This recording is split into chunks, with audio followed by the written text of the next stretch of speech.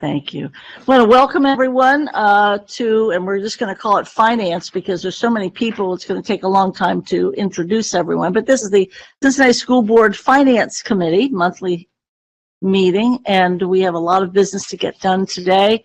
Very crunch time in budget for any school district. And so my name is Eve Bolton. I'm happily a board member and currently chairing this committee. We're going to go around the room and you'll get to see all the people that make all this happen. And they're all wonderful people. So even if they say something you don't like, they're nice people. They just have to make big decisions. So first, Board Member Brandon Craig. Cody Hutchins, Contract Analyst. Kaya Grunwandai, Manager of State and Federal Grants. Kevin Ashley, Director of Financial Reporting and Transparency. Good morning, everyone. Jennifer Wagner, the Treasurer and Chief Financial Officer. Michael Gustin, Assistant Treasurer. Morning, everyone. Lauren Roberts, Chief Audit Executive. Dan. Dan One, General Counsel.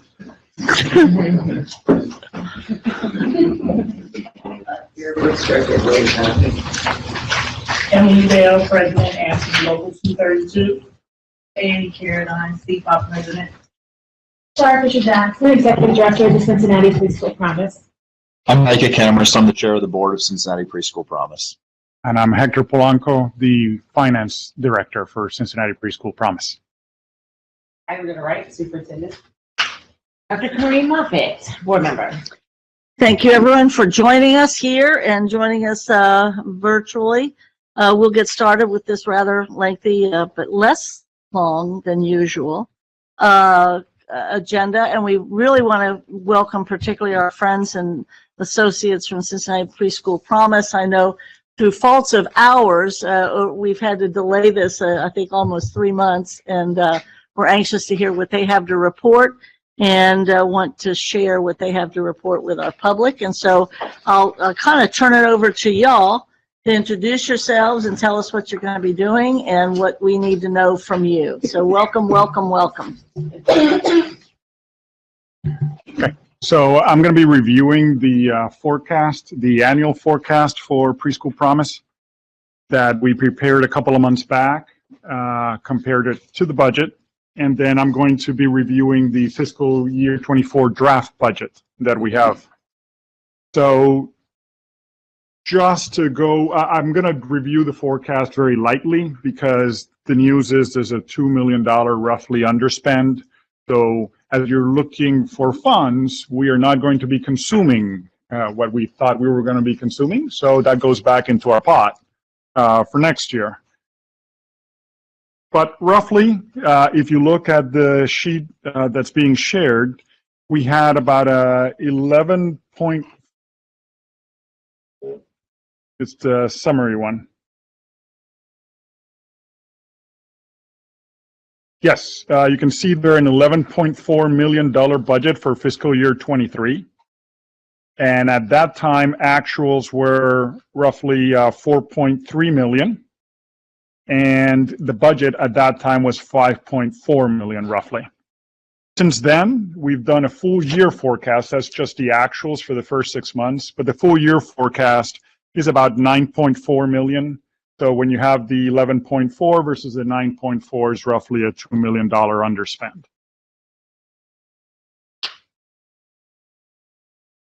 Now, I'm going to move on to the budget because in the budget we mention the forecast as well on those sheets.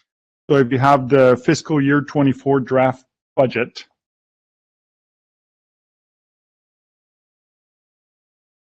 excellent, thank you. So the way I prepare budgets normally, I display the different areas of work that we do. So tuition assistance, quality improvement, cost of quality, and then basically general overhead. And I give some key points that you should see through the whole budget. So I'm going to cover the key points and then we'll jump around a little bit and I'll show you some of the how to use the sheets that are backing up these key points. And if I could interrupt, do you prefer that we ask questions as they occur to us, or would you like us to wait till you finish a section and then go, before you go to the next section? What works better for you? I think best is as they come up, so that way you don't, you don't lose it, which is what happens to me. Well, I'll go back to the very first section and take the privilege of the chair and say, do you have a particular reason for the $2 million underspend? Yeah, it gets spread throughout different areas, but for example, we had 400,000 underspend in tuition assistance because not as many children showed up as we expected, right?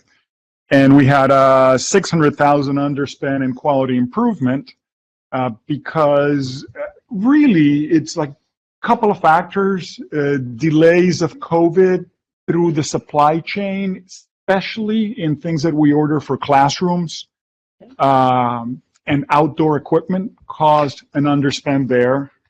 And another large one is we always run a 500, well, not always, but in that year, we had a $500 contingency and we have not spent it, 500,000.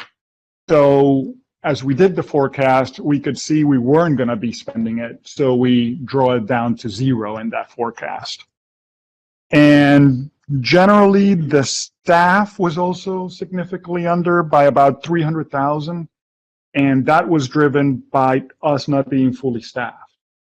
We always try to be fully staffed, which is roughly 10 employees, 11 employees.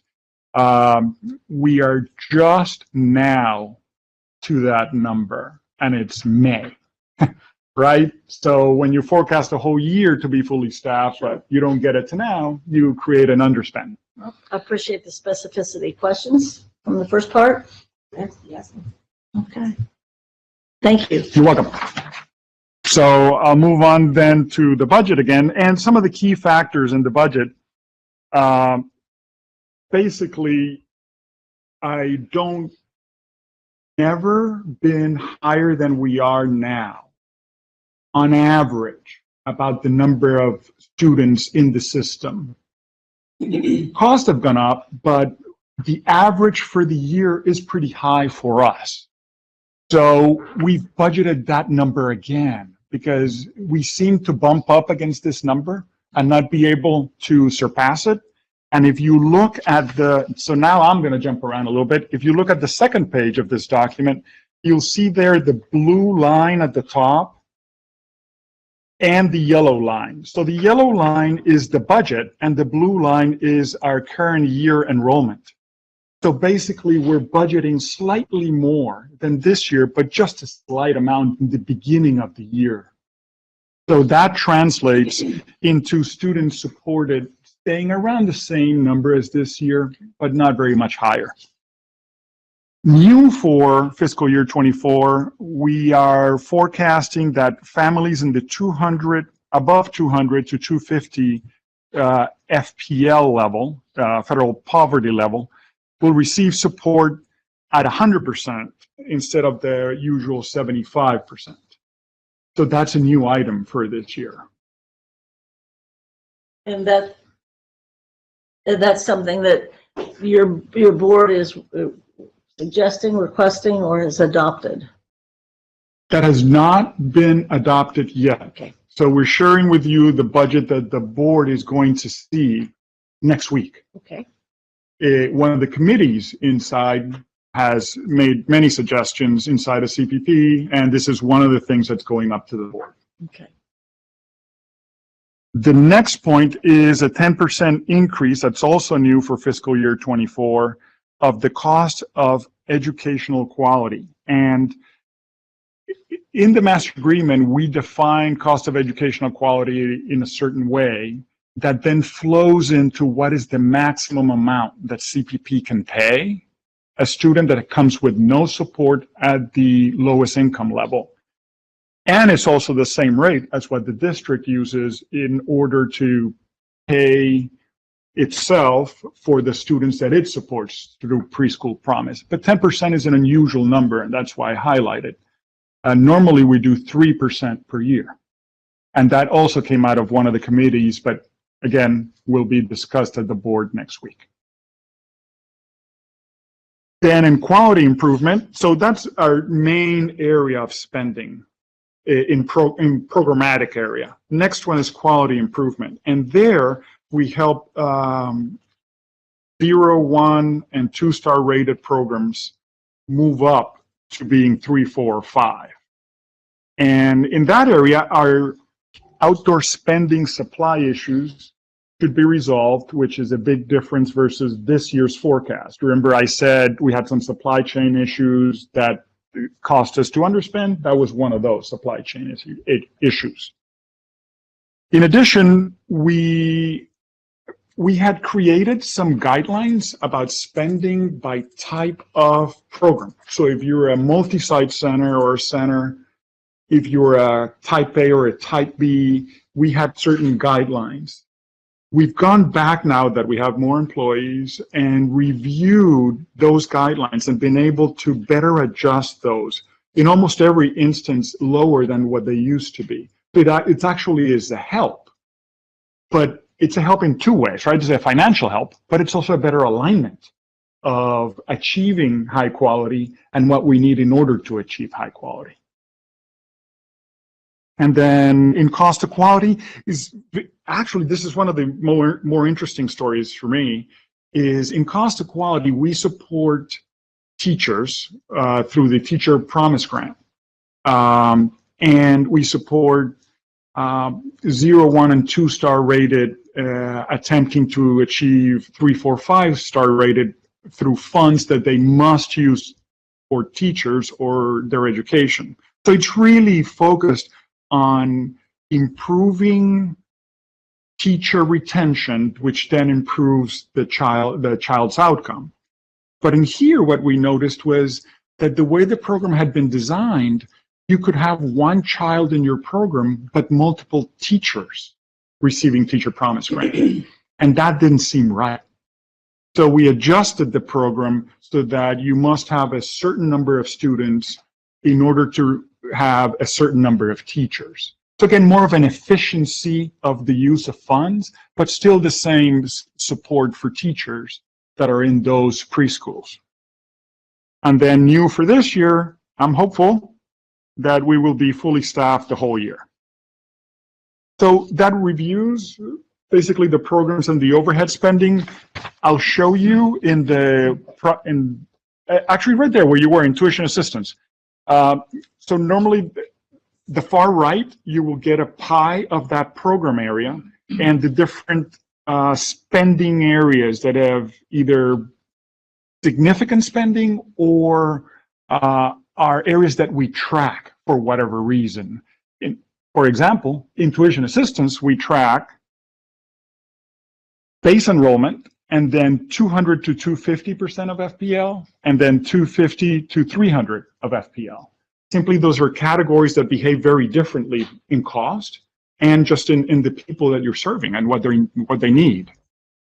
So on the left, like I already described in the upper left, you have the enrollment in TA, and then below that, you have the enrollment shown in the categories that I just described. Base enrollment, which is 200% or below, and then the other two categories of federal poverty level.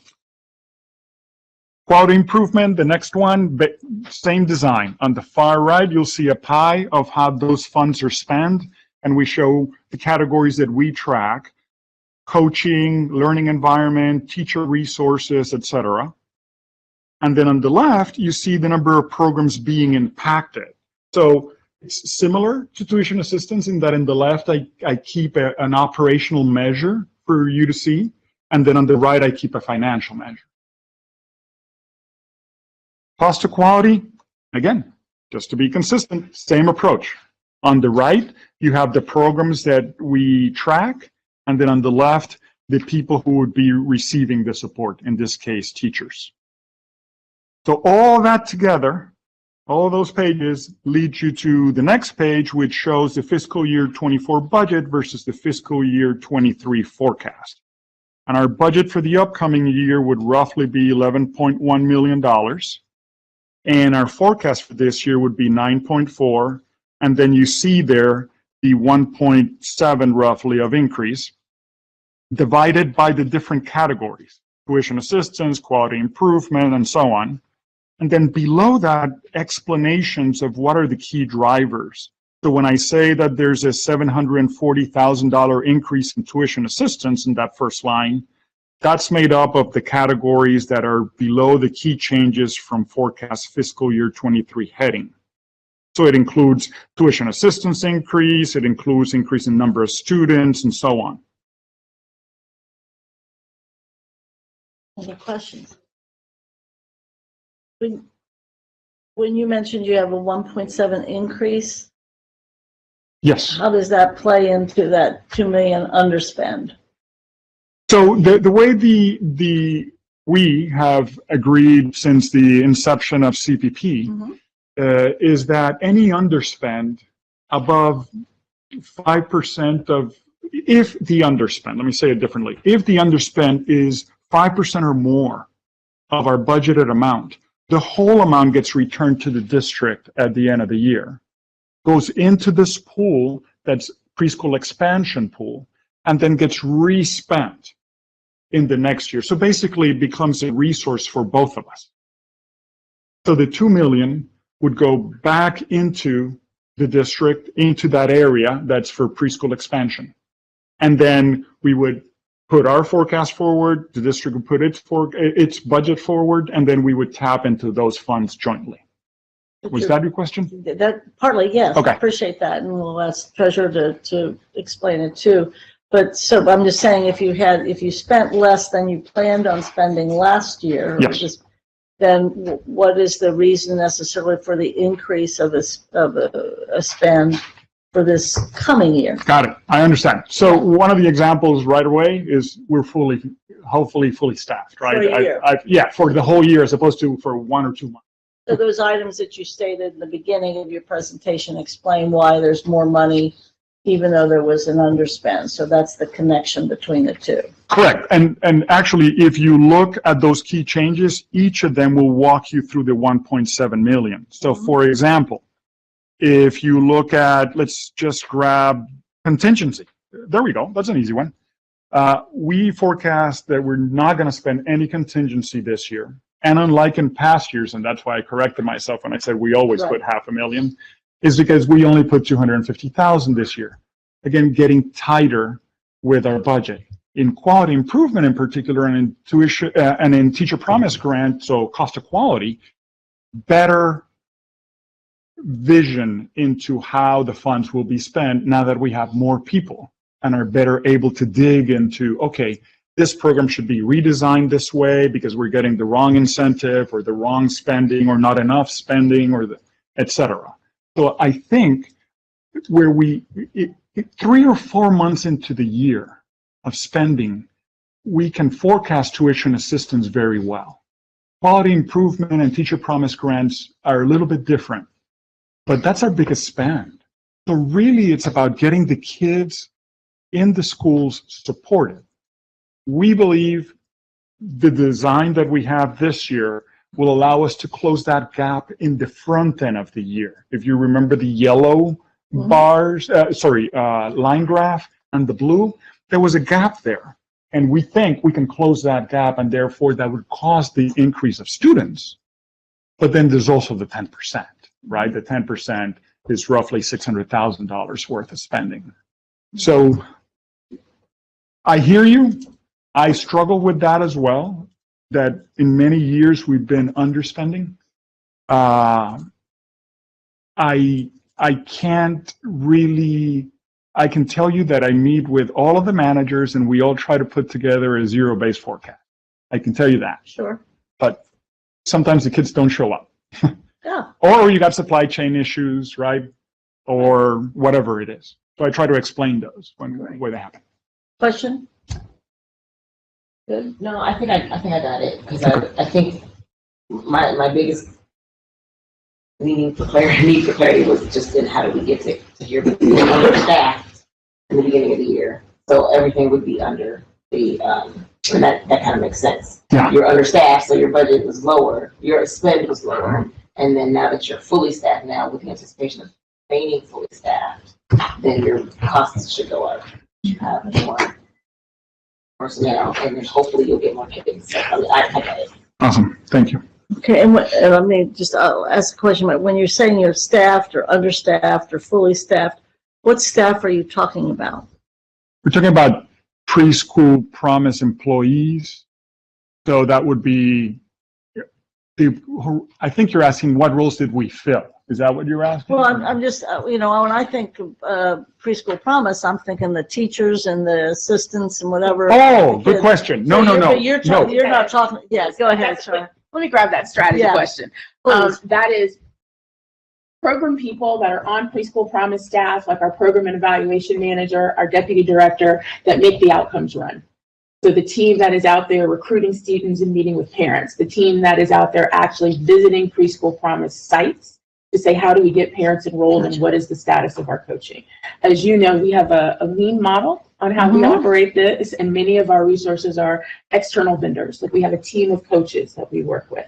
But for day-to-day kind of that enrollment, those are our team members that do that and implement those programs. So the deputy director position was newly created at the end of 2020 and was vacant for a year and just hired this year. Program and evaluation manager position was empty for almost 4 months. Those are critical positions to being able to drive what our outcomes are. Our quality improvement specialist positions were empty for almost 11 months.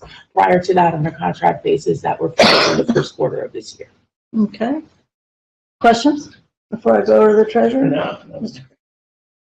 Thank you. So just for the public's perception, remind the board that this budget is funded by the $48 million fixed sum levy, where there was a $15 million set aside annually for the expansion of preschool for both Cincinnati Public Schools and Cincinnati Preschool Promise to fund the expansion of quality preschool for 3 and 4-year-olds. The items that are on that summary sheet, and we talked about this in the last, what do we call it, finance and audit committee. Yeah. Some of these things are outside the master agreement, and they're recommended changes in the revision of the master agreement, but I wanted the board to be aware of those things and the dollar values that are associated with those. So for example, the change to the 200 level to 250 increases the budget by 100, and correct me if I'm wrong, because I took notes from our last meeting, Yeah. but $100,000. And then that's something that if, because we agreed that if both organizations don't do it, we're creating inequities. So if CPP is going to move forward with some of these things, we might consider it or not. But the 10% annual cost, so the original per pupil was defined, but was it by the RAND report? It was, yes. And we've been increasing it 3% per year to keep up with cost inflation. 10% is a huge increase and represents about $600,000 annually, or at least for next year. And evidently there's a committee that's working on this. So my recommendation would be have them do a presentation to the board on how they arrived at this value before agreeing to fund it. And then also not on that summary sheet was the extended learning That's right. sessions. That's about $1 million in your budget, correct? Yeah, and you can see that in the pie chart of the Right. tuition assistance area. So we fund summer school through federal funds and not through levy money. And so the current master agreement, I believe, specifically speaks to the school year and not extended year stuff. So I just wanted to point that out as well. And then I think that was it. It was those 3 cost factors that were in the fiscal year 24 budget recommendation that are draft language in the proposed master agreement that's coming from CPP. Is that an accurate statement? Okay. I'll go ahead and respond to that. Yes, that's correct. So we have about 13 months ago, we sent over a draft proposal for the master agreement, which has actually expired. Not our draft, the original master agreement has now expired. We have, I think there's been a couple of discussions between our legal counsel and your legal counsel on the item, but we're still hopeful to get some substantive responses and some movement on that. As far as the comments about the 10% number, what the master agreement says is that we can increase it 3% a year without talking to you all about it, and otherwise we can Right. agree to another number. So it's not really outside of what the master agreement, we're obviously talking with you all about it. The cost of quality committee is what the treasurer mentioned as far as who studied this, and we really dug into this. And what we found is the 3% we had been doing each year has not in any way kept up with the cost of inflation during that period of time. And the 10% number that we got to, the summary, and happy to kind of do a fuller report later if that'd be helpful. But the summary is that we don't even really think this doing it once, this 10% this one year, will get us to keep up with the inflation from the original number from the RAND report. There's also a lot of, we don't really view the RAND report was our starting point that we all worked on, but now that we're a decade past that or so, I think there's some real questions of whether that number was the original cost of quality at that time accurately anyway. So we've done this. This isn't a 10% every year. It's a 10% this year, and it's really just to try to get back to what we think is the cost-effective dollars we had originally agreed to, that we just doing 3% each year hasn't kept up with. The 3% every year has been done.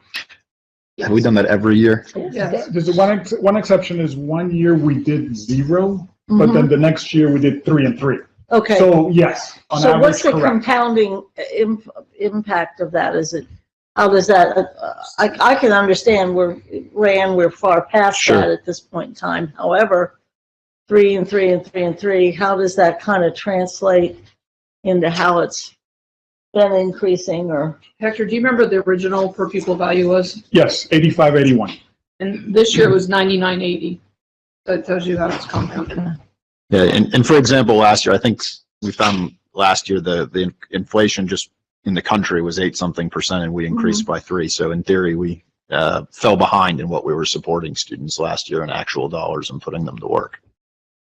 So the last comment I wanted to make was you remember the first year of the levy was a half-year collection that nobody spent money on because they were still building the organization.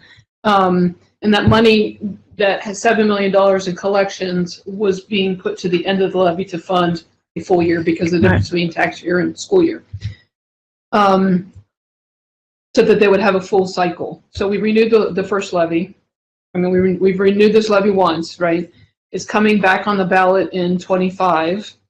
And the projections using this data and our estimated data, the two of them work together, would mean that underspent from previous years will be consumed by the end of 25.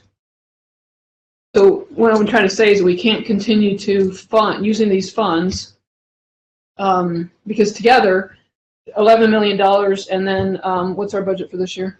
Estimate for next year? I don't have any. Like 9?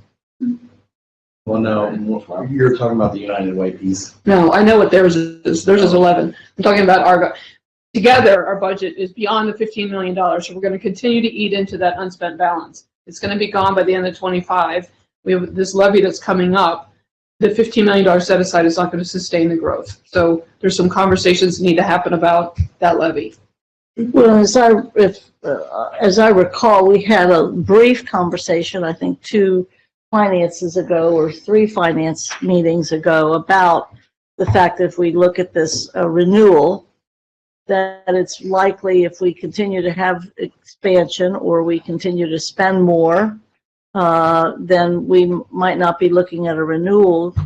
You might be looking at a new money kind of levy. And what do we call that if it's a preschool promise experience? So I received guidance from Brenda Weemer, our bond counsel, yesterday, because some of the laws have changed about renewals, right? Because this original levy was enacted after 2013, it doesn't have rollback credits in it. So the fact that we changed the levy, so the concern is on our other fixed sum levies because they're older. If we were to change those, change the dollar values, we would lose that home stack of rollback credits, right? And that would mean it hurts the taxpayer bigger. That rule doesn't apply to this one because it was enacted in 2016. We can extend the time like we've done from 5 years to 10 years. Can't make it continuing and not change the type of levy. You can extend it. You can also increase the value under the rules. And I will. I just got the letter yesterday afternoon. I will forward it to the board for a discussion. So so that you can at least start the conversation. Well, we appreciate you doing the follow-up based upon the conversation that we had a couple months ago. Mr. Craig, and then I'll go over to Dr. Moffitt. Yeah, so, kind of two things come to mind when we're talking about this from the larger budget concept here, right? Because we have both the budget for Preschool Promise and then the entirety of the budget that we have for the levy.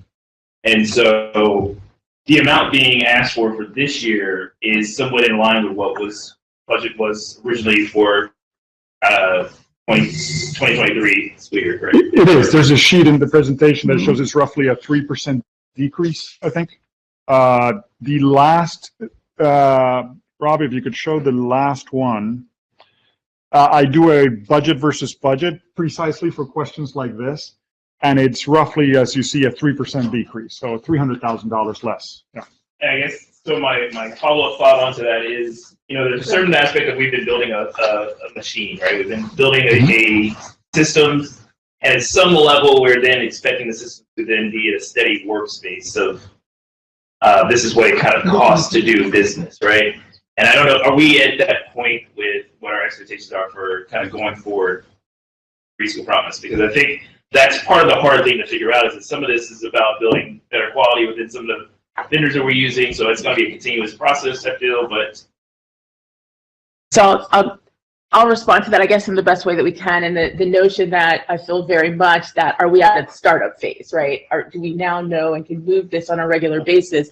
And I would say to you that the thing that has complicated that for us is the pandemic and the fluctuation that happens on the publicly funded childcare side with ODJFS. What those rates come in at the state budget fluctuates. The licensure and requirements fluctuate at a rate.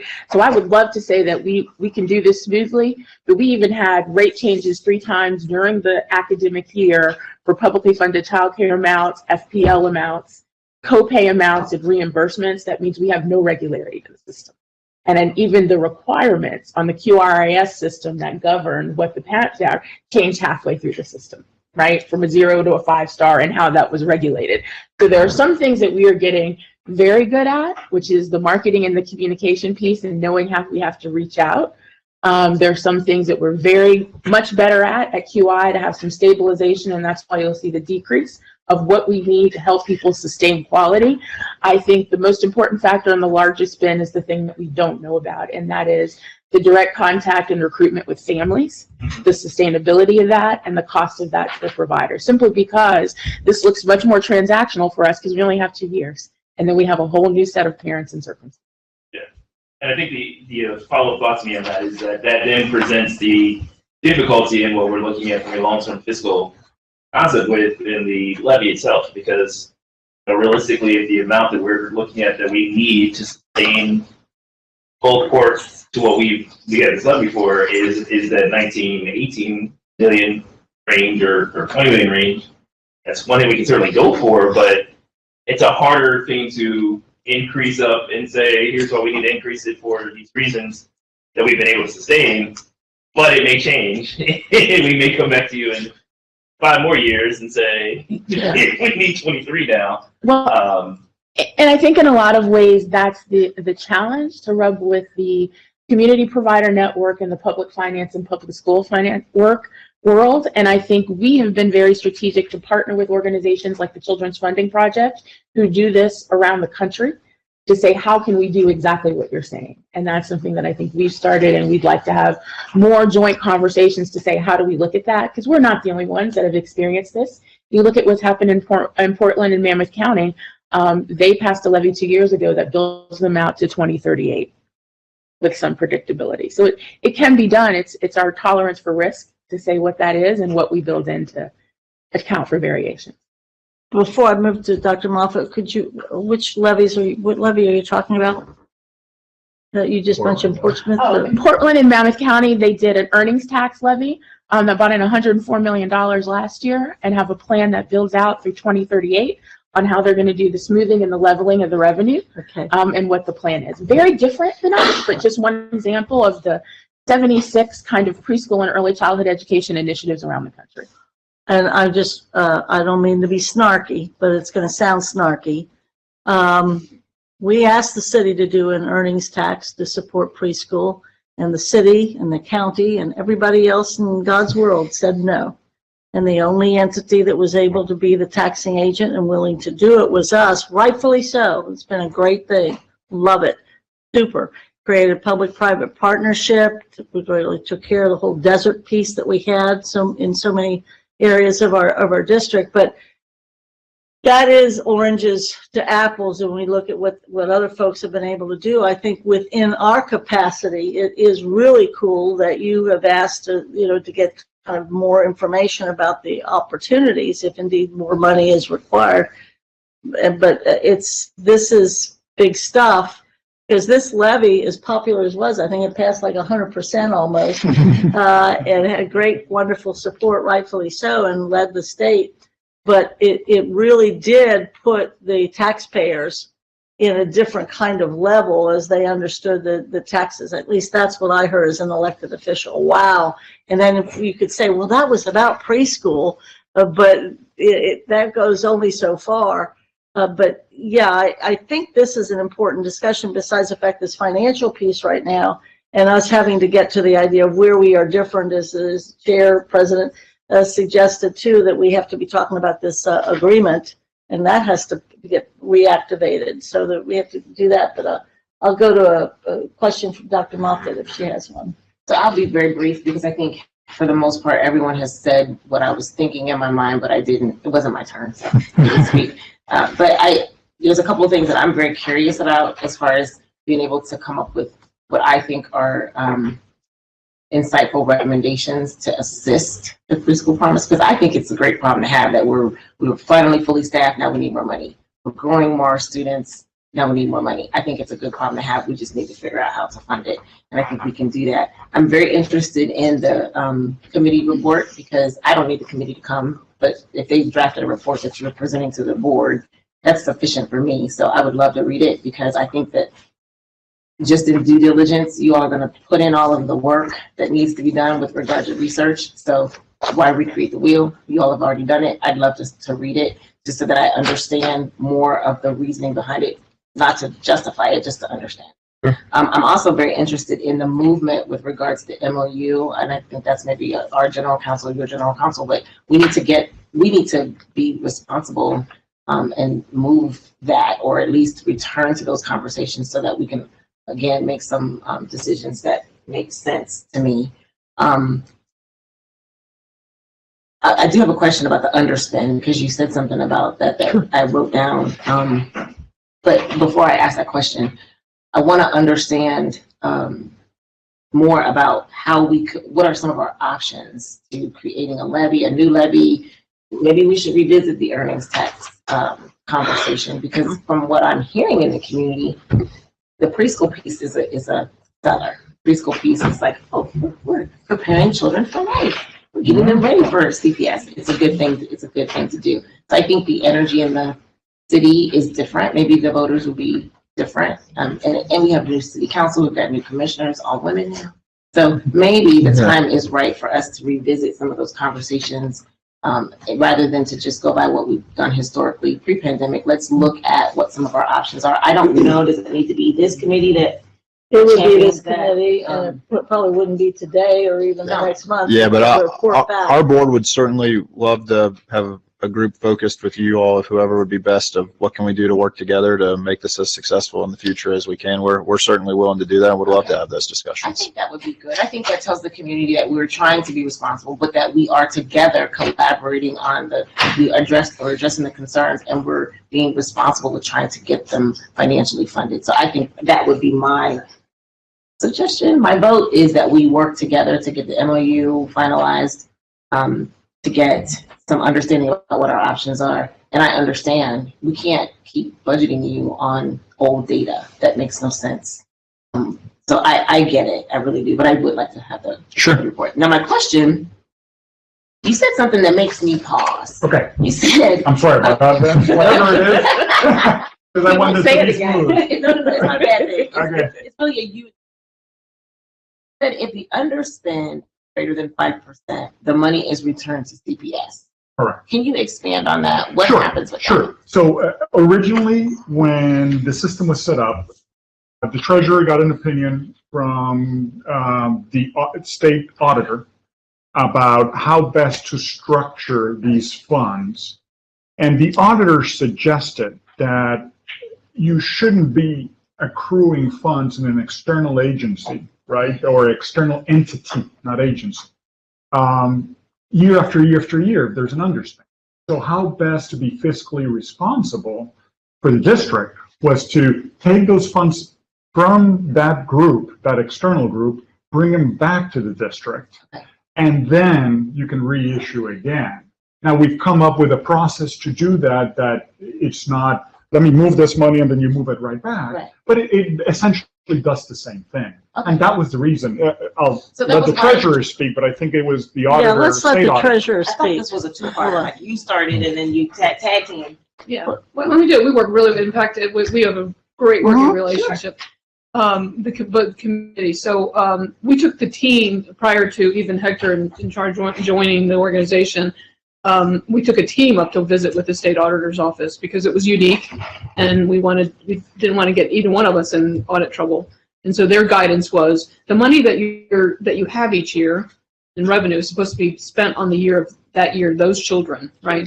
And so their guidance was to return the monies, and we keep it in a special cost center, so it's not spent on other operations. That was a huge concern of the early Finance and Audit Committee, was that we would spend it on other things. So what we do is in August or September, when we put through the treasurer's report, the payment schedule to the United Way, we take their annual budget, and I just deduct off of it the underspend from the previous year. So we're not just passing cash back and forth. And so in fiscal year 24's budget, we will budget the net amount, not the full amount, because they're going to keep the $2 million and apply it to next year's spend. Does that make sense? I think it does. Is that how we get the overage or the excess that we were, is their underspend part of our extra money that we have that they're tapping into every year? So, yes, we keep track, and it's a joint effort of how much of that underspend from the levy, the $15 million over the time, how much of that money up to this point has been underspent. So like a savings account, if you think of it that way. They both work on it so that we're both in agreement on what that value is. So that gets updated on an annual basis. But so then they project out how fastly we're going to chew through that amount. So if I can say it this way, I love the savings account idea, but for 5 years or for 4 years, we didn't spend the 15 million. Right. So we kept returning funds or keeping them in that savings account. You didn't have something to spend it on. Until last year. Yeah. Yeah. And now we started to spend more, so we're just tapping into that amount, and eventually it gets to zero, which is what the treasurer was mentioning. We're going to get to zero. We can see if we keep at this rate where we get to zero. I get it. I'm trying to figure out. I guess my question was just more geared towards, I understand how we underspent, we have extra. Is this part of that extra? And then when you made the statement, it says it gets returned to CPS. I thought I was hearing you say that it gets returned so that our early childhood students could spend it. So I was wanting to get clarification. Does anyone spend that money? Is it still spent on CPS early childhood preschool students, or is it saved? It's saved for the expansion of preschool to fund the future year budget from both organizations. So it's not they're underspend and then we put it aside and only they can spend it on their kids. It's part of the whole preschool expansion. And it returns us because we're the fiscal agent. I get it. Right? Okay. I understand. Did I answer your question? Okay. And there is a carryover spend policy that kind of outlines this process as well. Okay. That both Finance and Audit Committee had a consensus on doing, that it may outline it in more detail, and we all have that and have shared it at previous meetings and make sure to make it available. So if we have any more financial questions, we have to move on to the other question regarding the agreement. And we know that all of our board members have seen the agreement as it's been sent back to us. And I think the administration is prepared. I don't know if that's today or the administration is willing today to say, I think Superintendent and General Counsel and our early childhood person, Brooks, is here, but we do need to your point, we need to have that agreement get done so that we're operating within it. And if it's okay with you, Superintendent, should I go to General Counsel to? We discussed, General Counsel give update. Okay, great. You mean we haven't given you like a handheld mic, all these meetings you have to come to? He'd be singing along there. Yeah, so we developed or we shared the red line that the Preschool Promise developed with the board, along with a memo that the administration generated, Treasurer Wagner, Vera Brooks, and myself, and it's also been shared with the superintendent on our recommendations for a response. That there was a robust discussion with this committee about that memo. It has been shared with the full board. And the full board has had the opportunity to see it. There was no further feedback, so I think we're prepared to move forward with just sending a red line back to. Okay. I've shared that same feedback with counsel for CPP as well. Right. So it is true. It's been there months. Yeah, it is. No, that's right. Purposely we're holding, and I think rightfully so. And I think President Lindy particularly felt that we needed to kind of hold for a while. And I think we've done that, and we have been doing this in finance, I think, in a diligent manner. And the whole board has seen no response from the whole board or any additional. No. So our partners. So you all will then be sending that, our version. We've got a red line to send back, which adopts many of the recommendations from CPP, but then presents the recommendations that the board, particularly in this committee and the administration, did not agree with, and then also has a few of our own proposals. The only thing I'd say is the way we've operated since the expiration of the agreement has been the status quo continues to apply, and that's enabled us to make sure that payments still flow. But to the extent this new budget is based on proposals in the CPP master agreement, those would have to be approved by the board before I think that budget would be. So it would behoove us to have you send that back to them so that they would see, and then I don't know that whatever's being sent back, and we've all, the board and everybody's had a chance to talk about it. So that goes back to them. Correct. And then there might be some adjustments or no adjustments or whatever on the budget, but that means there'll be an additional conversation perhaps about this budget. Is that something to assume? Well, on our end, we'll obviously need to see what the document says and go from there. So I'm kind of speaking blindly here, but sure. I do it all the time. Yeah, certainly our hope would be to come to an agreement that I guess would permit each of the things in the budget. But I mean, the one thing that the original master agreement said was we can come to you all to talk about anything, which is, I mean, certainly how we have and always and will continue to operate. Your treasurer comes to our finance and audit committee meetings. Vera comes to all of our board meetings. Our staff meet regularly. So I guess whether or not each of these items is addressed in the red line Dan sends back, we're here talking about it. We're explaining it to you, providing all the information. So either way, this is where we would want to move forward. Sounds perfect.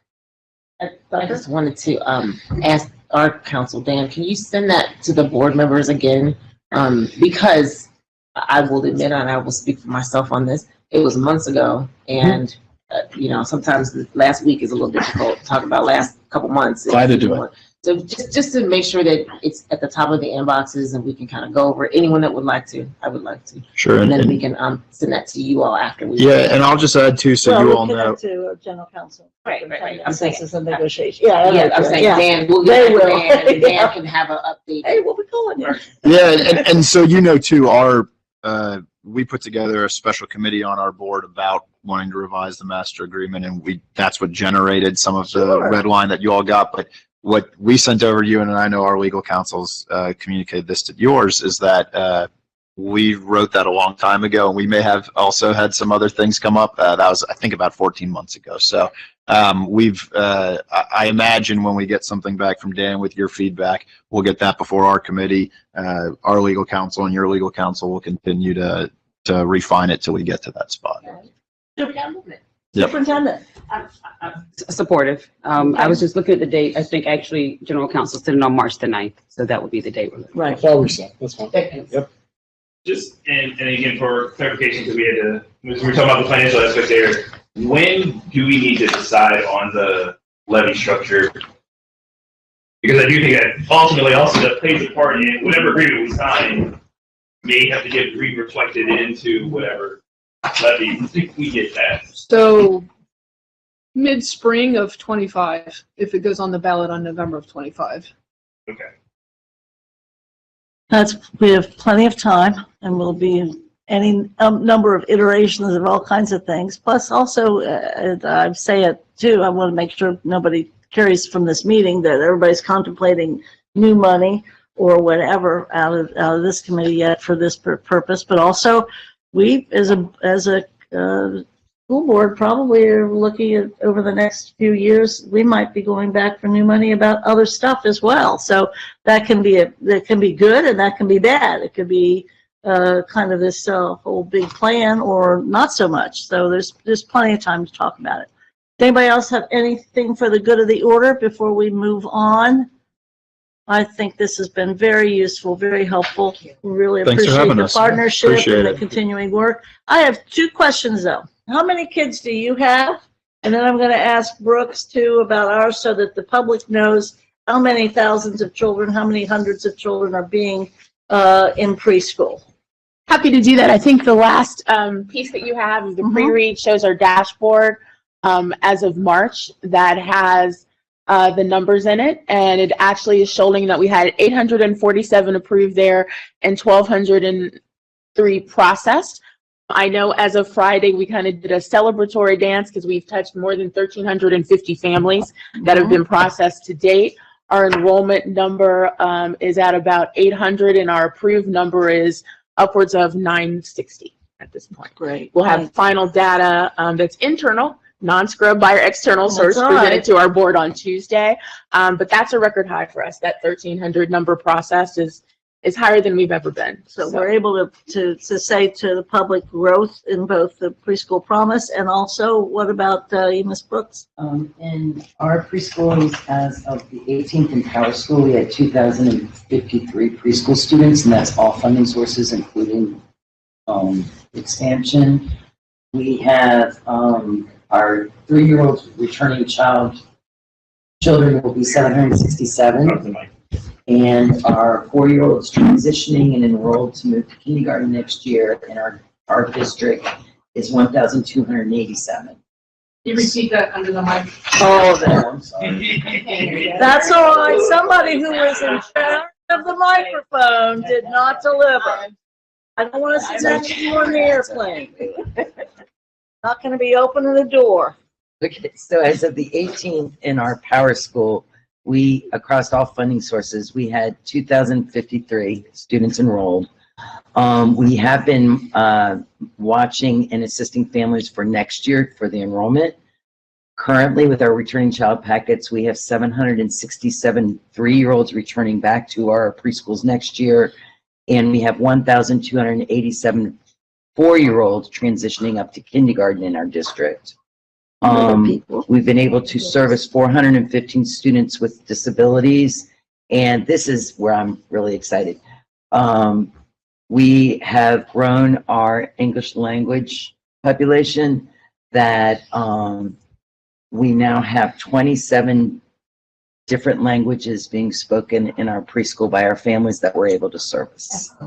So that was a big increase this year that we really focused in on. We thank everybody, both in CPS and also in CPP, for this tremendous effort. I think this is great, and we also thank the taxpayers for doing this. I thank you all for coming too, because as Vera can testify, I love the land of the littles. And so this is like one of my favorite groups, because these are the ones they want to know, they want to learn. So I'm excited we're having these conversations because we've got a lot of students and fully staffed. So thank you. Agreed. Thanks for having us, and you're welcome to attend any of our board meetings too if you'd ever like. Great, Thank Yep. you. You will. And I'll be reporting back. Do you have anything else? Are you ready to go, Brooks? You done?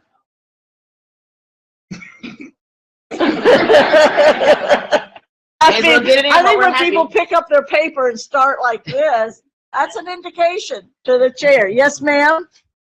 You have a request. Thank you so much. Good seeing you.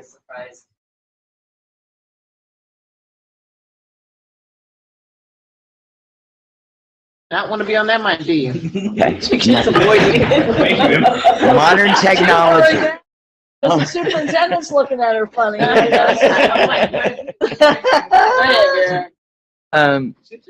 We looked at our zip codes throughout the city, and there is a definite need for expansion of our high quality preschools, especially on the east side. We actually broke it down by zip code to see where there would be a need, and most definitely on the west side.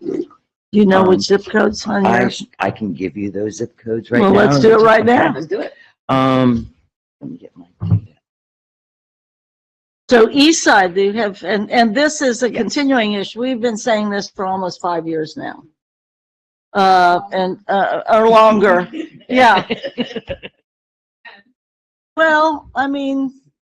It's Eve. It's probably been 10. No, I'm going to say it's 5. The people have been saying the east side, because we were so focused on that west side, and we were so focused before that on the deserts that there was that concentration. You kind of always think the east side's got more than it ever needs because that's sort of historic in Cincinnati. But yeah, I'll be happy to say maybe it's been 10 years or since we started. So, on the east side, zip codes such as 45237, 38. I'm sorry, 38's on the west side. That's Codedale. Around the Silverton, Pleasant Ridge, Oakley, Hyde Park. Yep. I don't know what the little area is called, right? That's with Madisonville, all that. Yes, as you go down the hill towards Mount Lookout, we have a definite need. Well, gee whiz, isn't that interesting? We have to meet that need. I can send you all of the zip codes. We're looking at in Northside, right? Currently, we have 114 students there, but we always have a wait list.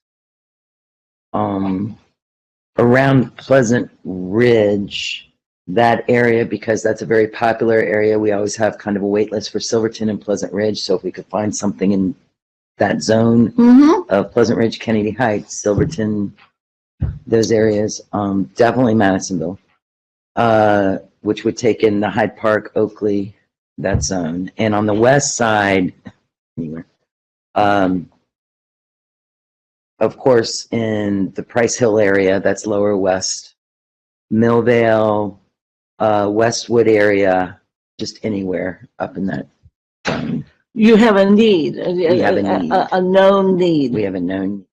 So we do have some schools that we have, one school in particular that's over kind of capacity. Yes. But in Leeds, Carson, but that you area. got, well, that whole west side, but I mean, even there, you've got Ethel Taylor and whatever in Millvale, it's under enrolled and stuff. So, well, that's good. Questions? Yes, sir. I think this also speaks a little bit to how our population changes have worked. Yes. Right. So when we think about the Pleasant Ridge, Kennedy Heights, Madisonville area, it's also a growing area for families again. It is. And so, there's the cycles that we have in our city where some years this area is filled with families with kids, and then those folks age out and have no kids anymore, and now another area fills up with kids. But so that speaks a little bit to that idea of paying attention to that pattern within the city, and it also speaks a little bit also to what is the growth of housing in some of those areas as well. So Madisonville is another area where there's an expansion of better quality housing happening. So that draws a lot more families into those spaces.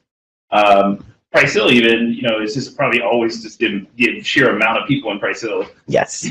There's the amount of folks who have services that are needed. But yeah, Silverton, Pleasant Ridge area, again, just the growth and well, we don't have really thing in Oakley Hyde Park area. Oakley's another area, yeah. Well, they're not even for preschool, but I know the Oakley folks are always talking about that. They keep sending vacant building messages to us. Yes. We do have, I think I've said this in another meeting, we have such a huge transient population for our students, and it does go down to the littles as well, because parents have different ideologies on preschool. You know, oh, they don't need to be in school. They're 3, they're 4. So my question is multifaceted. How do we know that what data did we use to get these numbers? Like, how did you decide? It's just because we don't have anything on that side. It's a desert. Like, how did you come to these particular zip codes? We actually, very good question. We actually looked at our current data and we look at where we have I don't want to say wait lists because we provide other opportunities for families if we're not able to have them go to their first school of choice. Okay. We also looked at the SES data that was brought to us through our testing department, Brian Sershin, through Children's Hospital, that showed us the map. He was stating the map of how our city has changed and the dynamics of our city and where needs are. We collaborate with Help Me Grow with Children's Hospital. They're actually servicing our 3-year-olds before they get to us, before they turn 3. So they then enroll into our preschools. So it's a collection of different entities of giving us the data to say, okay, in these areas, this is where we're seeing the higher need. Okay. And my last question is, I've asked this differently in other spaces as well. Are we looking at, I don't know if this would be OD, Jobs and Family Services or not, but we should know who was born in 2021 to know next year's data or the potential 3-year-olds in our city. Are we looking at that so that we can predict the number that are, like, for instance, just as a cursory, hey, there were 5,000, there are going to be 5,000 3-year-olds in 2024. Of that amount, maybe this number is potential for qualification at the 200 below, you know, whatever. Are we looking at the data from that perspective to see where we need to go? Birth rates and things like that. I don't know if we've dug that deep into it. I do know when we are collaborating with our different partners, they will provide us with ideas of where they're seeing higher birth rates or different things like that. I don't know if we've ever dug that deep. But that's just the neighborhood, though. That's just the neighborhood. Okay. Yeah. Well, that's with our collaboration with Help Me Grow Children's. Okay. I just was. I mean, I guess I just don't ever understand why we don't look. Not you. I'm thinking for schools too. Like, we know how many people were born in 2020. We have that data. We know how many. So we should know, or at least be able to look at it from a data standpoint as to how many potential students we would have at 3, how many we would have at 4, so that we could estimate. I know in previous years, I'm saying over the years, we would collaborate with like different consulates to even look at the migration of individuals that were coming to our city to help us with different programming and different decision makings. I don't know, that's not my area anymore, so I don't know if that's still being. And I do have one more question. I don't mean to cut you off, but I just got an email regarding the change in the bill that's impacting our ELL, could potentially impact our ELL students. Are we able to accommodate or expand what we do for our ELL preschoolers? That's not my, for our preschoolers. Oh, yes. Yeah, I got you. Yeah, thank you. For our preschoolers, we have systems in place to assist our families through our family service assistants. Okay. And they have tools that we put in place that we can immediately get a translator on the spot. Okay. We also have more supports instructionally that we are providing more instructional materials. Like when we send them home, we give the parents the option, do you wish to have Ready Rosie in English, Spanish, Arabic? Okay. So yes, we are expanding, and we've really strived to make sure that we're meeting the needs of every family. Well, I'm just gonna, and if you gotta just give me, move on. now I gotta be quiet. But anyway, but the note from the city council, Title 42 is ending, which might begin to cause some mass migration from the southern border to places like Cincinnati. And so he was asking for those coming that have kids between the ages of 0 and 7 who are managing to work, the job market may be And so they were asking specifically about pre-K, K, and first graders that, and We so that's what I will, was we wondering. will, we will definitely enroll them. Okay. All they have to do is reach out. We're starting our recruitment registration events, I guess they would call them. Okay. And we are out in the public. I mean, you've seen us at different fairs and through communications and marketing, they are collaborating with us strongly. Gotcha. That we will be all over the city and we will assist any parent needed in any language, help them get their children in a high quality school. Thank you. Let's, more time than we planned, but again, it's okay. On the preschool, we've waited a few months for their report and what have you. And we know what we're going to be doing regarding the agreement, and that's being sent. No other questions about preschool? If we can take off of our agenda the transportation budget discussion, largely because that's going to come up, I think, on Monday. We have a transportation presentation, not a budget not a transportation budget, but a transportation. So unless you want to have particular issues, I know we've already kind of discussed some aspects of it. I think that what we discussed during the board meeting on Wednesday would suffice. But you are correct. The transportation update is just the step 2 in transportation. It's not about budget. Okay. Great. Yes, absolutely. And so we have three other things for the treasurer's office. I understand the superintendent has a hard stop. Is there something on the remaining agenda that you want to share before you have to go? I would, if it's the will, I would like if we could discuss ESSER next. So Okay, that good. can be in the room when we talk about Yes. that, in case I have to step out at 12:30. Sounds good. Let's move to that. Sorry to make everybody sit through this Technicolor presentation of preschool and now ESSER. We have some updates regarding ESSER, as I understand. We have seen, as board members, 2 weeks ago, I believe, a working sheet for ESSER budget. That was 2 weeks ago, maybe. What have we got? There's an update regarding ESSER. Actually, I forgot this was on the agenda, so I don't have anything prepared because we're still Just make it working up, through everybody the else general does. fund budget. And so, what? I said, just make it up, everybody else. I just have Except so many Lauren. things going on at the same time. Except Lauren. She never makes anything up. Now, Jen, I don't know. Go ahead, Jen. So nothing has really changed since the working budget that you received several weeks ago, whenever it was. I think it was the superintendent forwarded to you in something. It was like We are 2 weeks ago. monitoring it. So one of the changes was we did not get, we didn't get denied for funding the property purchase. But the regs say, or the guidance that we received was that if we use federal funds to purchase a building, the federal government owns the building and we don't want to do that.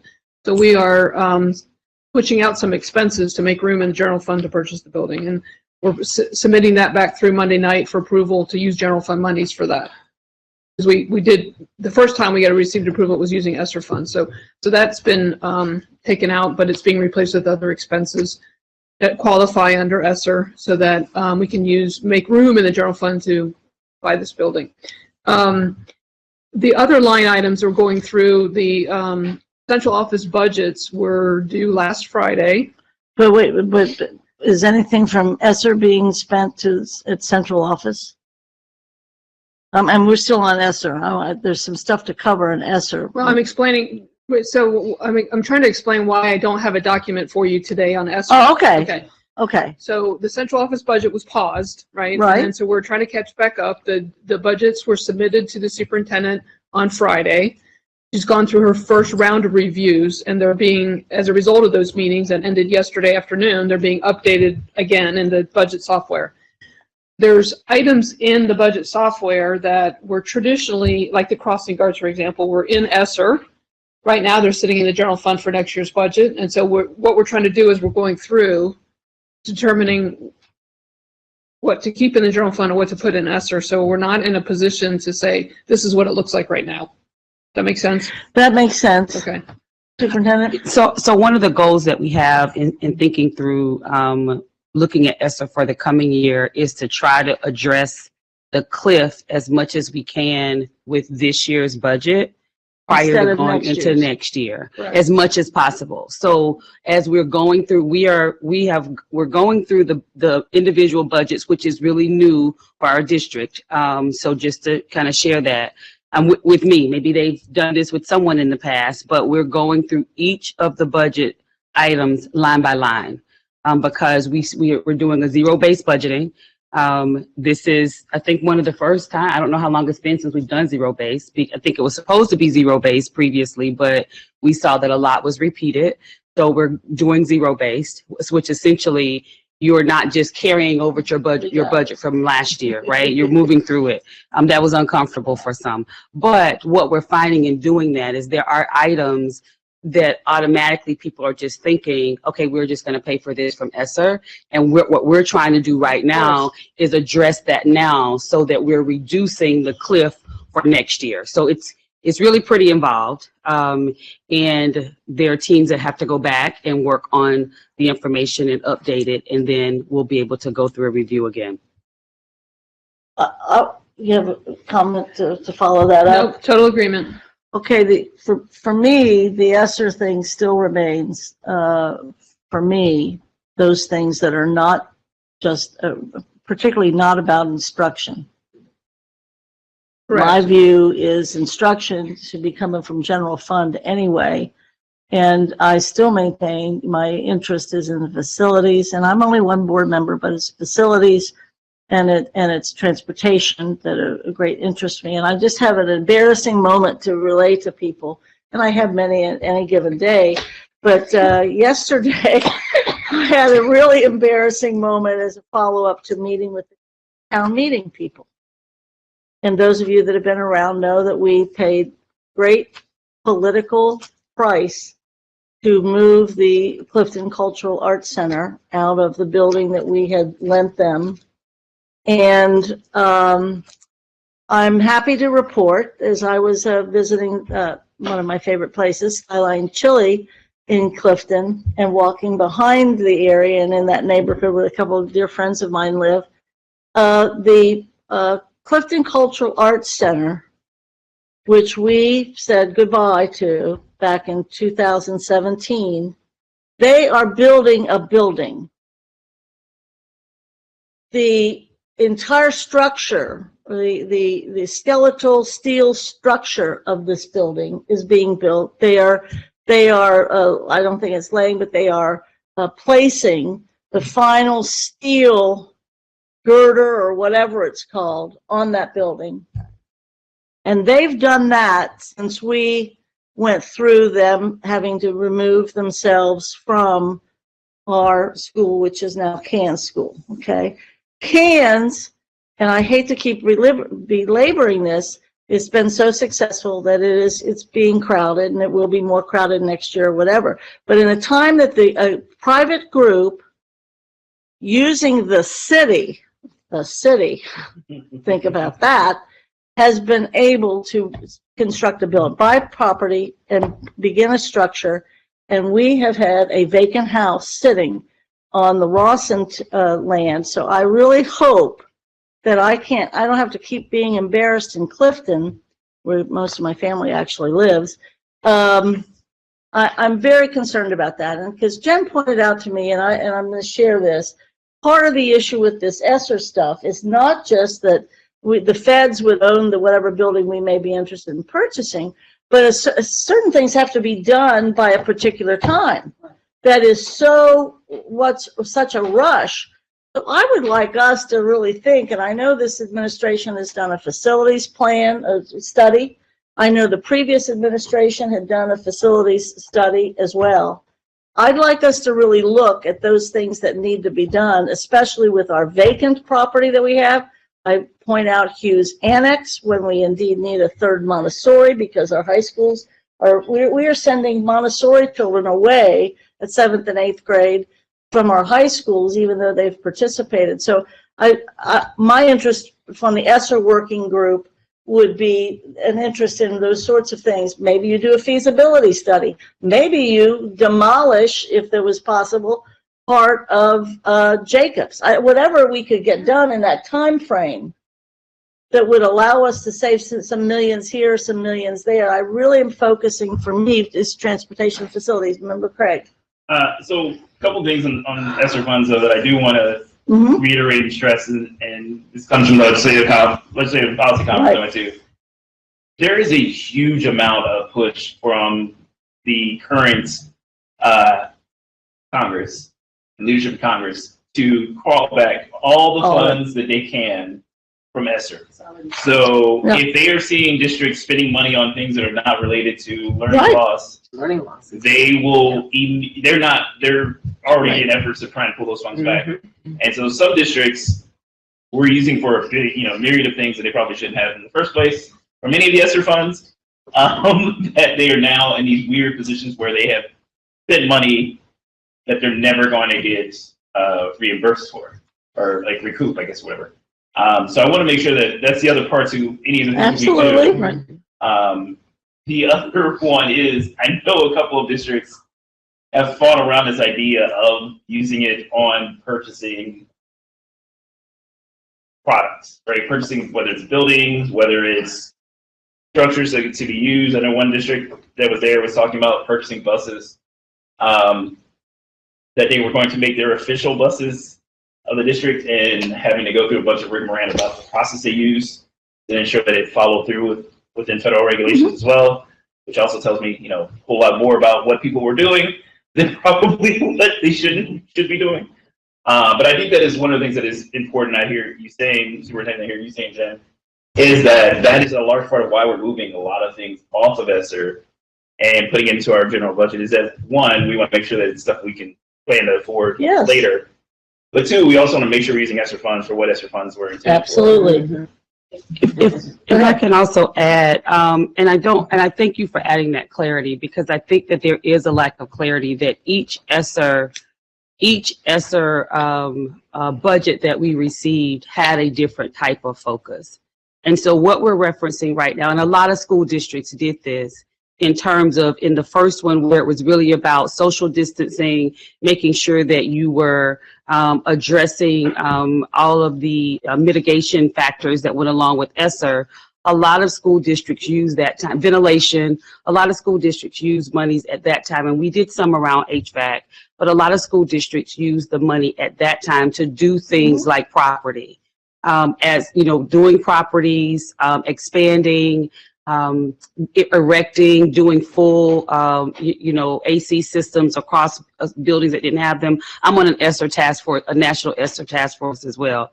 And so I think the challenge that we have now is we have until next year, and all the money that we spend has to be spent and accounted for by that time. So some of the things that we may want to do, it was a finding for us or a clarity for us.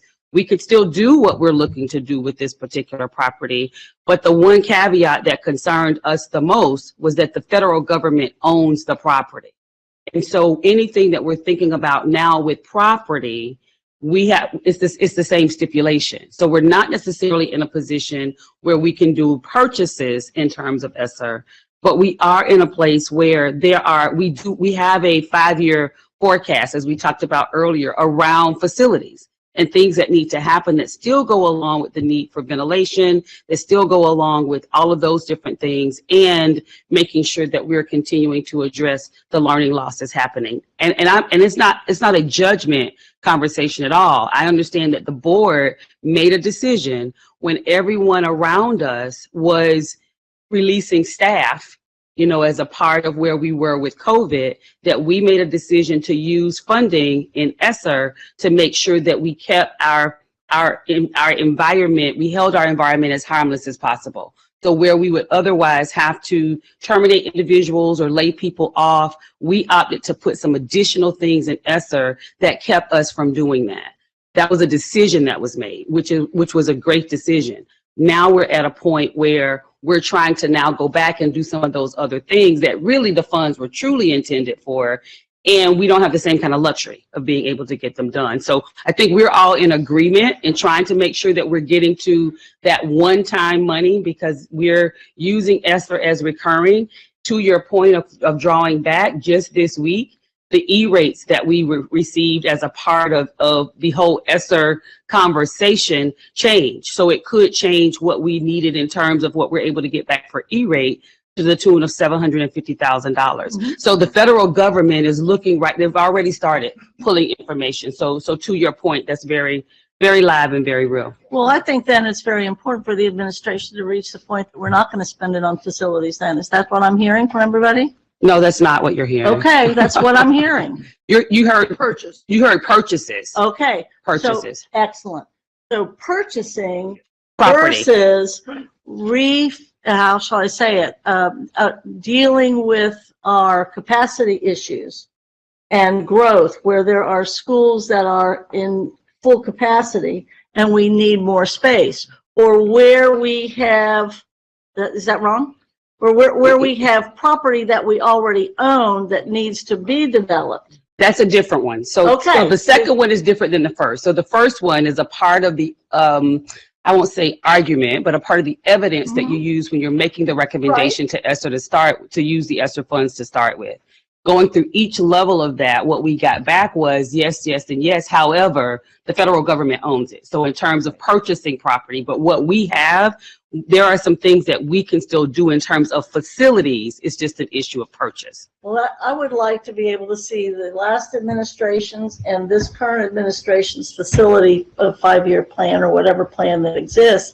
But I need to hear then that there's some assurance that of the facilities that we own, there's still the ability to use ESSER funds in the facilities that we own. And is there that opportunity for issues regarding vans and buses or whatever because Brandon's right. And we know these people are going to, it's hard for me to imagine a Democratic administration doing this. So I have some misgivings. In Republican Congress, yes, but Jen. So as long as the project can start and end before June 30th, 2024 and get paid, all the invoices paid out by September 30, 2024, which is going to be difficult if it's not already under project, because we're already concerned about, is it Pleasant Ridge or Hyde Park? Pleasant Ridge ending on time. And you can get an exception or an extension. Well, there's a possibility of getting a waiver through. I've talked to Aaron Roush about it. But it's not a given. It's not right. It's not a given. Right. Because they're talking about not being able to do that right now, and taking the funds back immediately that haven't already been spent. Well, I'd rather spend a whole bunch and then not be able to finish it. Go ahead. Discussion about a bunch of different discussions going on. I don't want it to be the sky is falling. There are discussions, and maybe that's something we can do is talk to some of our other legislators about making certain that from an elected standpoint, hey, we need this to really be extended. We need there to be exceptions. I just wanted to make a comment that I just don't, this feels to me, and I know better, but I'm just telling you how it feels. It feels to me like we can't take it from ESSER, but we don't take it from the general fund. We just got an extra millions of dollars just sitting around. You know, I am very concerned about the learning loss and using ESSER.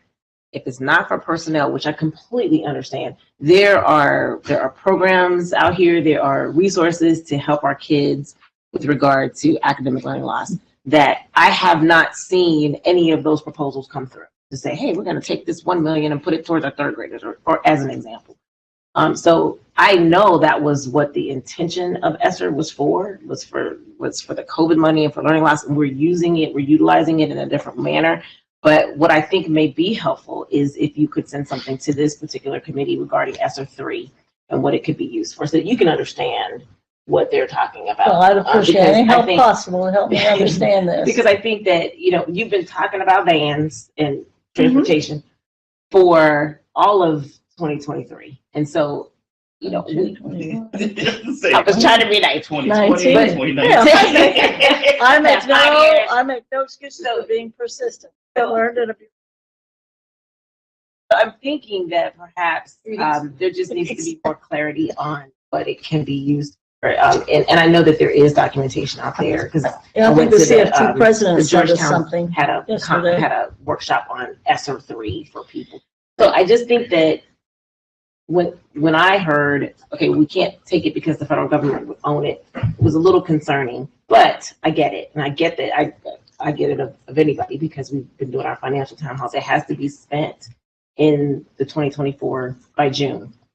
So I do understand, but I just really, I don't like how this, I just want to hear more. We are using ESSER to recover learning loss for our students. I hear a whole bunch about buildings. I hear some stuff about transportation and what we can't do, but I also, and I understand personnel to a point, but I also know that we can be doing something legislatively, but there are resources there that I don't hear enough about being spent towards actually recovering the learning loss for our students.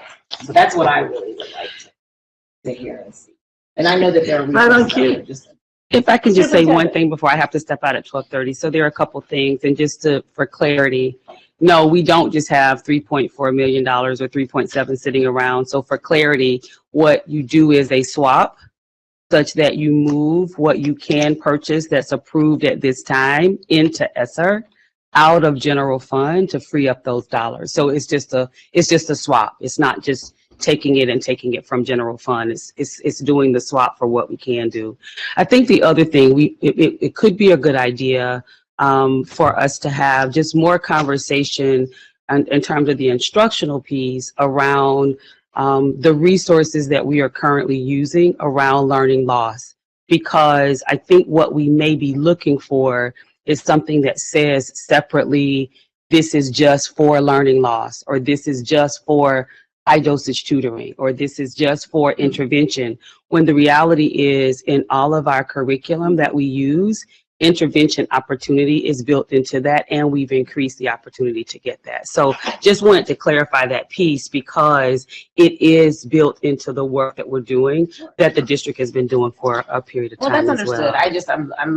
We have this ESSER money and we're talking about ESSER 3. I want us to be intentional with identifying money. And so that's what this is about. This is not really, it's understood on my end that we are already putting this into our existing programming. I just want to make sure that we're talking about buses. You've been talking about buses. Is that a possibility? Let's make it happen because it has to happen. And I think you raised that in the first financial town hall. Could this be spent on buses? And we were sitting there right there, and there was a question about that. But I'm very secure in the amount of money that we're spending instructionally. Sure. I'm and of course I'm on the learning loss. I've already stated how I feel about the learning loss piece. By title, it is lost, and we have to figure out how to regain it or move ahead. Dealt with learning loss. Yes. As educators, we understand, maybe the general public doesn't understand, Right. but everyone sitting here understands that we deal with learning loss every year. So sometimes we call it the summer slide, sometimes we call it summer melt.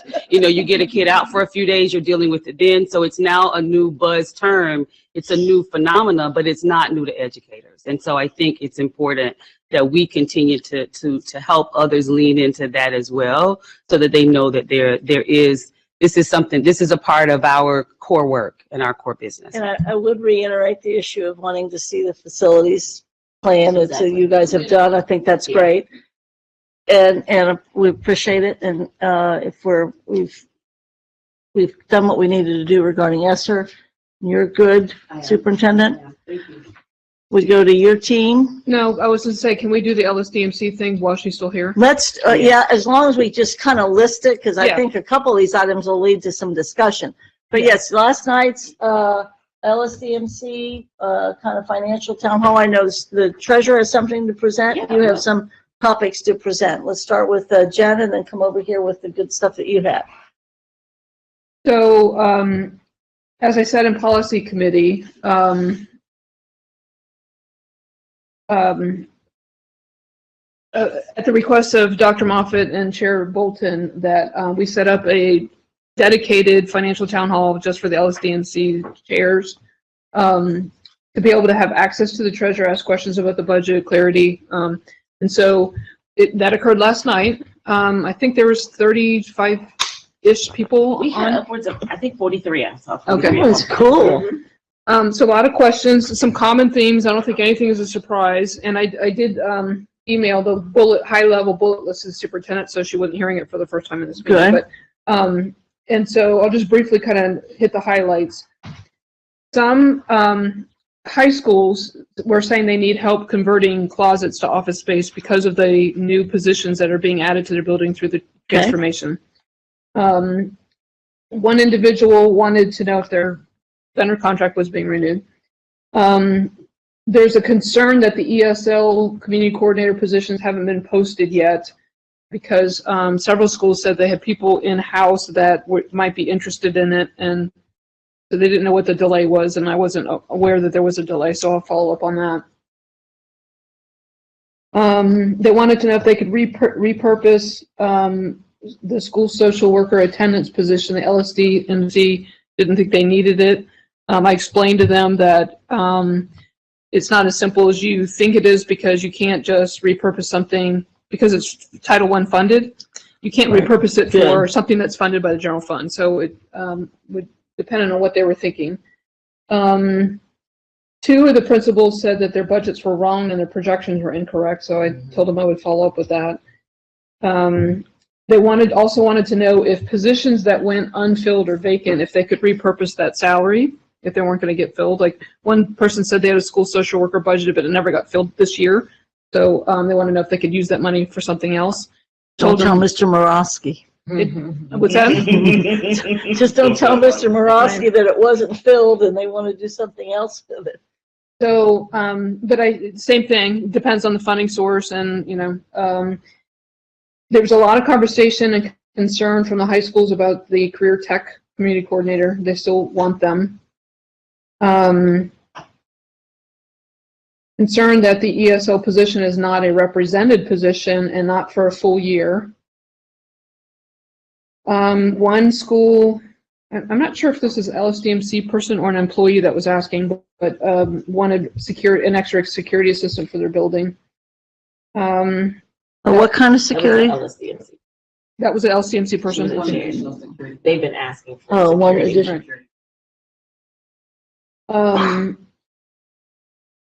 There were several schools that haven't had their budgets officially submitted yet because the LSDNCs haven't signed off. And that was what we talked about in policy, that there is no written guidance on what to do when there's a disagreement between the LSDNC and what the central administration on budget issues. And so we kind of have to think through that at this point.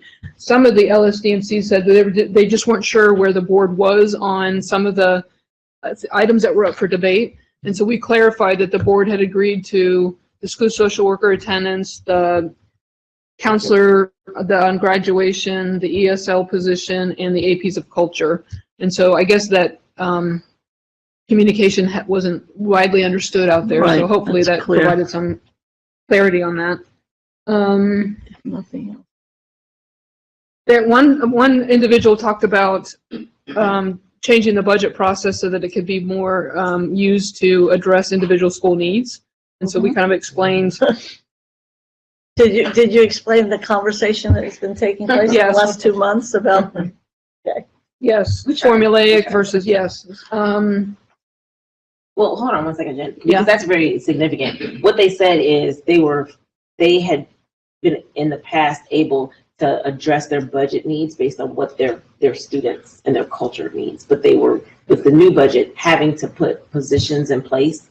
I don't know the position that they didn't previously need. Okay. And so that was just to give some context to that. So that was where a little bit of their consternation was coming in, because they didn't necessarily need what they were being requested to have. Okay. And they wanted the process to be more individualized, and they wanted it earlier, because in the past, I think like last year, Jen said, they got it before the holidays and they were able to have some discussion before the holidays, but now they got it in January. And so right. So I explained that, we'll be returning back. We're actually going to start earlier next year. Mm-hmm.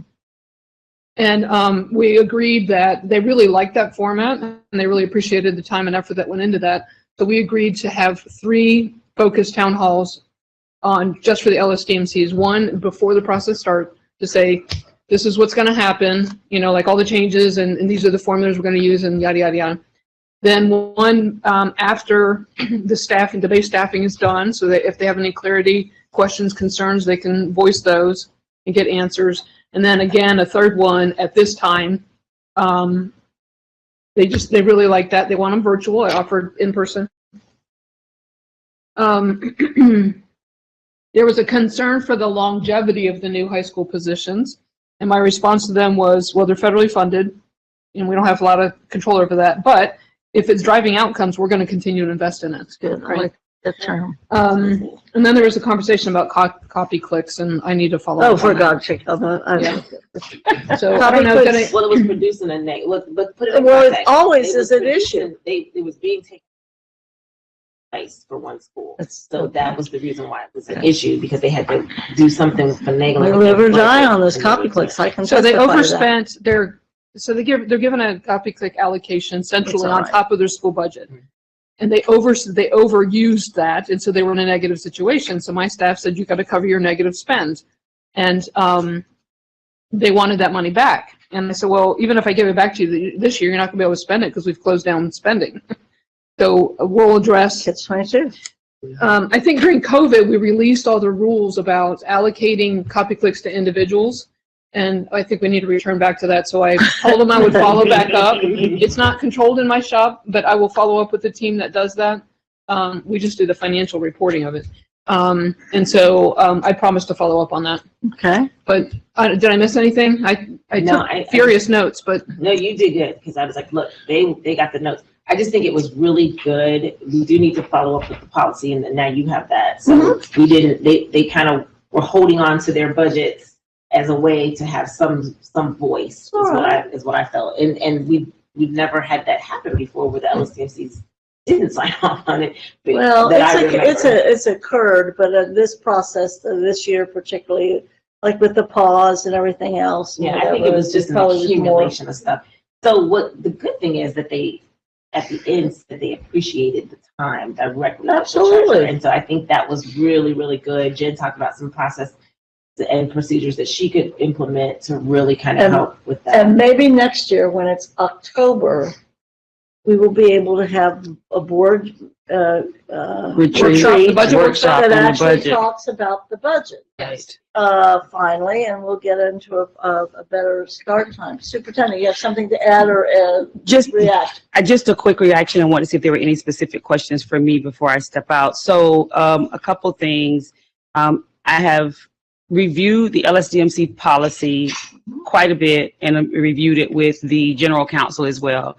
And so one of the things I asked, I know I spoke with you as the sit-in policy person for today for this meeting, but at some point, I think it would be good for us to just review the policy together, maybe as a part of policy committee, so that there is clarity, and so there's really clarity for me and the new team, because there is a new team, because a lot of what I've read in the policy refers to work that's happening at the school level, recommendations that are happening at the school level, except for the budget. And so, you know, having worked with an organization that has a shared decision-making group before, that had a budget that they spend outside of what we're doing with LSDMC, I think that there are some misconceptions there are some things out there that are not in alignment with what the policy actually says. So when you get new people that are coming in and actually going to the policy, and practice has been something different, then it causes this area of gray. So one of those, for example, is the principal selection, for example. The policy says that the policy says that it's a recommendation, and that's the way that I understand that it's been done before. But last year, I know there was a question about that. So at some point, I don't know that that's now, not today, I mean, but at some point, you know, maybe we can do it as a part of one of the workshops that we do, where we just really align on this together, because I don't know if, even when I talk to different board members, I think the way that they see it is different sometimes than what's written in the policy. And I think a review of that is incumbent on us, because it's such a hallmark of the district. But I will specifically say, in full transparency, one of the reasons that the policy committee took up LSDMC and took up engagement and took up community learning centers and what have you was with a new group of leaders coming in, we want to kind of refurbish, revamp, and reemphasize the importance of those particular institutions. So I think an educational piece and collaboration and conversation across that, I think, would be very beneficial. But yeah, we're with you on understanding that and what's not or what is. Yes, sir. Yeah, I think one of the things that I'm also hearing from the treasurer's list of topics that was covered is that there is also this misunderstanding in some ways, and I think it's in part because of the lack of information that kind of happens throughout the process, as to like there are certain positions that are paid for by different ways, by different means and different things. And I think that is part of that discussion that can happen, that earlier discussion to Jen's point there, that and having that discussion in October with the LSDMCs where we're explaining these are positions that are right there, right? These are the things that we can do because they're always going to be able to be done by the district budget. These are things that are outside of just our general fund budgets. So there are different hooks and different things that we can't do with it. It's helpful because I know we've had a lot of schools who, even understanding the Title $1 process is a thing that I think folks recognize and appreciate that and want some of those things, but also there's just a limit to what we can do and how we do it in those type of funding parts that may not always be clear for each individual school. Sure. Right? Like there's a general Title I for the district. Every school has their own desires and needs. And so that's part of the struggle also with doing any of these processes. As Jen has always said to us, no schools ever requested less money than they had the previous year. And no central office has either. And it was very helpful for them to hear Jen say, this, you cannot just swap positions because some things are contractually bound. And she also brought up that the bargaining unit is a contract that they're bound by too. And you could just see them say, oh, okay. Again, having that connectivity to the treasurer's office and having someone sit them down and explain to them, kind of, to be honest with you, in real time, what they could and could not do, I think helped them understand, okay. Oh, absolutely. Yeah, and I think a good part of them, some of them were just like, our numbers are wrong. Flat out. There was I think there were 2 or 3 schools that just said their projections were incorrect. They made that, they approved it. One school approved it, but they've been trying to get it known, I think through Dr. Little, that their numbers were wrong. And so that was just a conversation that Jen said, hey, I will again be connected to the superintendent to say, we will look at that. And I think it's just having that transparent conversation and that access was really, really helpful. Thank you. Julie? I think that I'm glad that LSDMC came up. I'm glad that LSDMC came up, and for the I'm going to sit next to Emily on the airplane. Yeah, and for the title, because in the past we've been using, and most of the principals who are young and a lot of the LSDMCs, they change every few years, but we had pulled funding, and so they need to know like what can be done. I do know that sometimes though one size fits all isn't appropriate for every school, and if they can justify it. I know one of the high schools didn't want the attendance person, but they did want another position that would have been paid for and covered by title. And so they sometimes the schools have more of an understanding. The LSDMC may not have been able to verbalize that, but that is one of the things. But I also think that I'm not sure who from the district monitors the LSDMCs, but there has been, since COVID, because people weren't meeting in person as much, there is a big a lack of oversight for the terms of the people who are representing their constituencies within the LSDMC. And so there needs to be a little bit of oversight, and I think that that's one of the things is people haven't been meeting always in some of those LSDMCs like they should have since COVID, but the terms are not being monitored by the district, and I think that's within the plan that there should be sunsets. Board Member Chair Bolton, I know we discussed this as well, and I've also had this conversation with the General Counsel, and so you know, as I'm understanding, LSDMC is pretty self-governing. in terms of the way that information is done. What we will add is we do have, Ms. Murphy is the one that has been the contact consistently for LSDMC, but I don't think that there was ever a process in place where the LSDMC members were reviewed at the district level for what that LSDMC configuration was at the school. The first time that I heard that it came up was the situation at one of the schools that we discussed. So if that's something that we're looking to add in terms of follow-up, oversight, review, that may be one of the things to discuss as a part of this process. When I know when you and I talked about it, we talked about the manual that was developed because some of those things came up before. But in terms of really, you know, going in deep and making sure that they're having the 9 meetings, and that has been left, that has not been something that has been governed by the district. Well, as a former chair, it was done when I was there. I know that 4 years ago, and it was Joyce. I can't remember, Joyce's. All that got done, and then COVID hit after the first year of that kind of review, and then there was okay, because of COVID, let's not try to reach out to create more membership or what have you. But yeah, I think that's something that it makes sense, and that's one of the reasons. Also, I said in the previous board meeting that we have to think about the LSDMCs being able to communicate to the board and to the district, because there's that kind of hierarchy. So there's great things to look into, because when they work, it's really great, and especially for principals that know how to use them effectively. So I think we can go back and do all of that. Other issues before we finally get to the people that have sat here this entire time, but we love them all, and absolutely some of them. We love you all. Yes, I did tell the board Monday night. Some of them leaving. are leaving. One of them,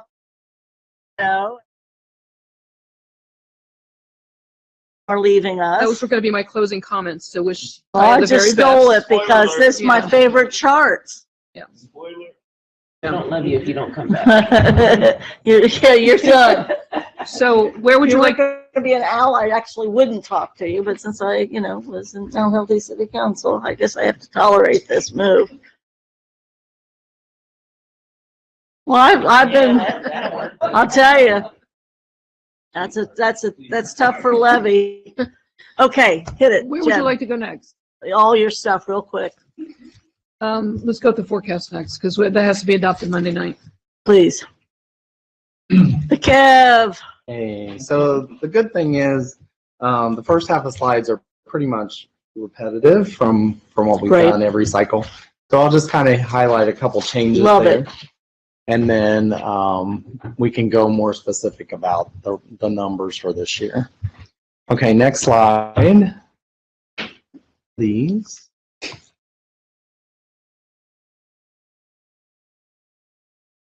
I'm so happy for Eleanor. I can't wait till she graduates. Who is she? Why did I just not get what you said? We were talking about that will need to be updated. Really? For next year. I love her. Who held her back before that policy was changed? All right, so we'll go on to the next slide. Sorry. This is a mess. So purpose of the forecast. Yeah, we know. All right, next slide. All right, next slide. On today. Okay, now this is, it's all about cash. It's all about cash. Added a few clarifying points here just to say, but the biggest thing is ODE looks for a positive cash balance at the end of year 3. So this is year 1, 23, 24, 25. So at the end of 25, if they see a negative cash balance there, they're going to come back and say, what's your plan to fix that? That's a real problem. So that's one of the things that we have to keep in mind as we go through the budget. And we've had to do that before. I mean, I've had to do it twice. Yeah. So, so we'll go on to the next slide. Fair school funding plan. Some of this is just repetitive. One of the things I'll point out between this and the next slide is, we'll go to the next slide because it has the graph. So we're looking at proposals related to base costs. So the legislature, when they approved the Fair School Funding Plan initially, at that time, we're using 2018 base costs. So everything from teachers to even transportation, all of those things that factor into cost per student were based on 18. Now that we're looking at the next budget cycle, one of the considerations is what's going to come out of the budget bill when we get to June 30th. The governor's proposal included 18 factors again. So, you know, one of the things that schools are advocating is that those cost factors need to be updated. If we continue to use 18, that's going to hold down the formula dollars that calculate out. The House approved version actually moved it to 22, fiscal year 22 cost-based factors, which actually would be most beneficial and is what, you know, schools are advocating because it makes the formula work the way it's supposed to work because you're keeping up with those inflationary costs. Okay. Without doing that, you can't keep up. Right, you can't keep up, and under the current Fair School Funding Plan, there were guarantees, so like no one would fall below the 21 funding level. Well, if you don't update this, everybody, there's like half the districts become on the guarantee. So for the funding formula to work the way it's supposed to, they really need to update those factors. What's the likelihood of any of that? So the other option could be 2020, just throw that out there, you know, that Okay. as the Senate is working through their piece of it, you know, they have other priorities, so they could choose to, this could be an area that they could move it to 2020. So the idea is that the House bill is going to 2022, Senate wants to go to 20, and that's not in writing anywhere, that's just conversation, but they want to do that to help fund their backpack bill. Sure. Okay, so the difference being 7 and 12 million next year in revenue for us, above the 18 costs. We use the 18 costs in the forecast because that's what's in the law right now. But that's really is kind of an unknown at this point, and as we've said, that'll come down to June 30th them making that decision. The other thing that goes into it is the phase-ins. As you know, the original plan was for a 6-year implementation period. They did the first two. I think that may be on the next slide. Go to the next slide. The original plan anticipated, so what they do is they calculate the additional costs or the additional amount you would receive, and then the legislature held back by doing these phase-ins so that you didn't get all of that in year 1, year 2. So in year 1, we got 16% of that formula additional amount, as well as, so that was on the formula side. So for next year, it would anticipate 50%, and then by the end of the 6th year, it will be at 100% of that. We have in the forecast, we've used those percentages, partly because the governor's proposal and the House proposal follow that phase-in strategy for the next 2 years. So just to let you know, I think last year when we did the forecast, we were a little more conservative in the phase-ins because obviously years 3 through 6 are not in law yet. At the bottom of that is DPIA phase-in. So what they used to refer to as disadvantaged pupil impact aid, basically economic disadvantaged. Those had different phase-in. For last year, they didn't phase any amount in. Coming into fiscal year 23, it was going to be 14%. It was 14%. Somewhere mid-fiscal year, so in around December, January, the legislature chose to increase that to 33. So putting that in line with the formula phase-ins. So we're kind of anticipating that will be the outcome going forward.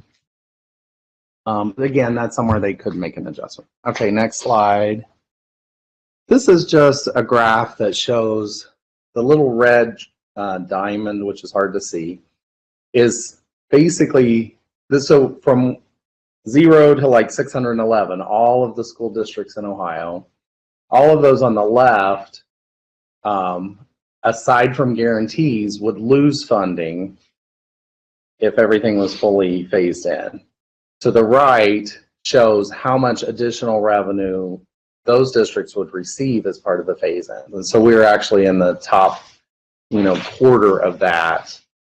Or the red diamond. Yeah, we're the red diamond. Right there. Thank you, Vanna. So kind of just to give you some perspective how that relates. Okay, next slide. Base cost, really no change here except that, 59% of the district's funding is locally generated. 40% is from the state. Next slide gives a revenue overview. One of the big changes from November is we did renew the levy in November. So previously, our future years had more. That light blue is contingent upon renewals. So now what's showing up there in fiscal year 27 is 1/2 of the levy we talked about earlier today. Next slide. Property tax revenue. Again, high level. One of the things, our property tax revenues were down a little bit this cycle. There's a myriad of things that go into that, including like differences in delinquent collections, board of revision changes at the county, some additional exempt property, all of that thing. So we're kind of digging into finding exactly, what that relates to, and if there's anything we can do to address it. One of the things, our values changed, and those are used for future years in terms of those projections. So we'll have more on that later. Next slide is yeah. The value for 2027, are we expecting that based on some factors in the market itself? So there's actually the modeling package that we use. One of the big factors that come into play is the triennial update or the reappraisal. So Hamilton County is going through the reappraisal this year. Okay. So it builds in based on previous updates. Okay, we went up 10% or 8%. They're talking about statewide. It's a really high percentage. It could go up next year. So the model actually takes that into account. So don't confuse that the lower bar is a drop in revenue because the renewal levy is reflected at the top. Add those together. Gotcha. Okay, next slide is state foundation. The biggest growth you'll see here in the model is the yellow bars, and that would be a result of the additional phase-ins for DPIA primarily. There's some other things that go into the end of there as well, catastrophic costs, but all the things like DPIA and ELL, gifted, career tech are included there. Next slide has a lot of information on it, but this is the all other revenue category. We tried to list out, some of the key things that are in here. Again, this is the state model. I've said this before, but this is their way of reporting. So this is going to include the TIF revenue, the CRA revenue, the Community Reinvestment Act revenue, Medicaid reimbursements. All other sources has E-rate reimbursements as well. Yep. Okay. Next slide is expenditures.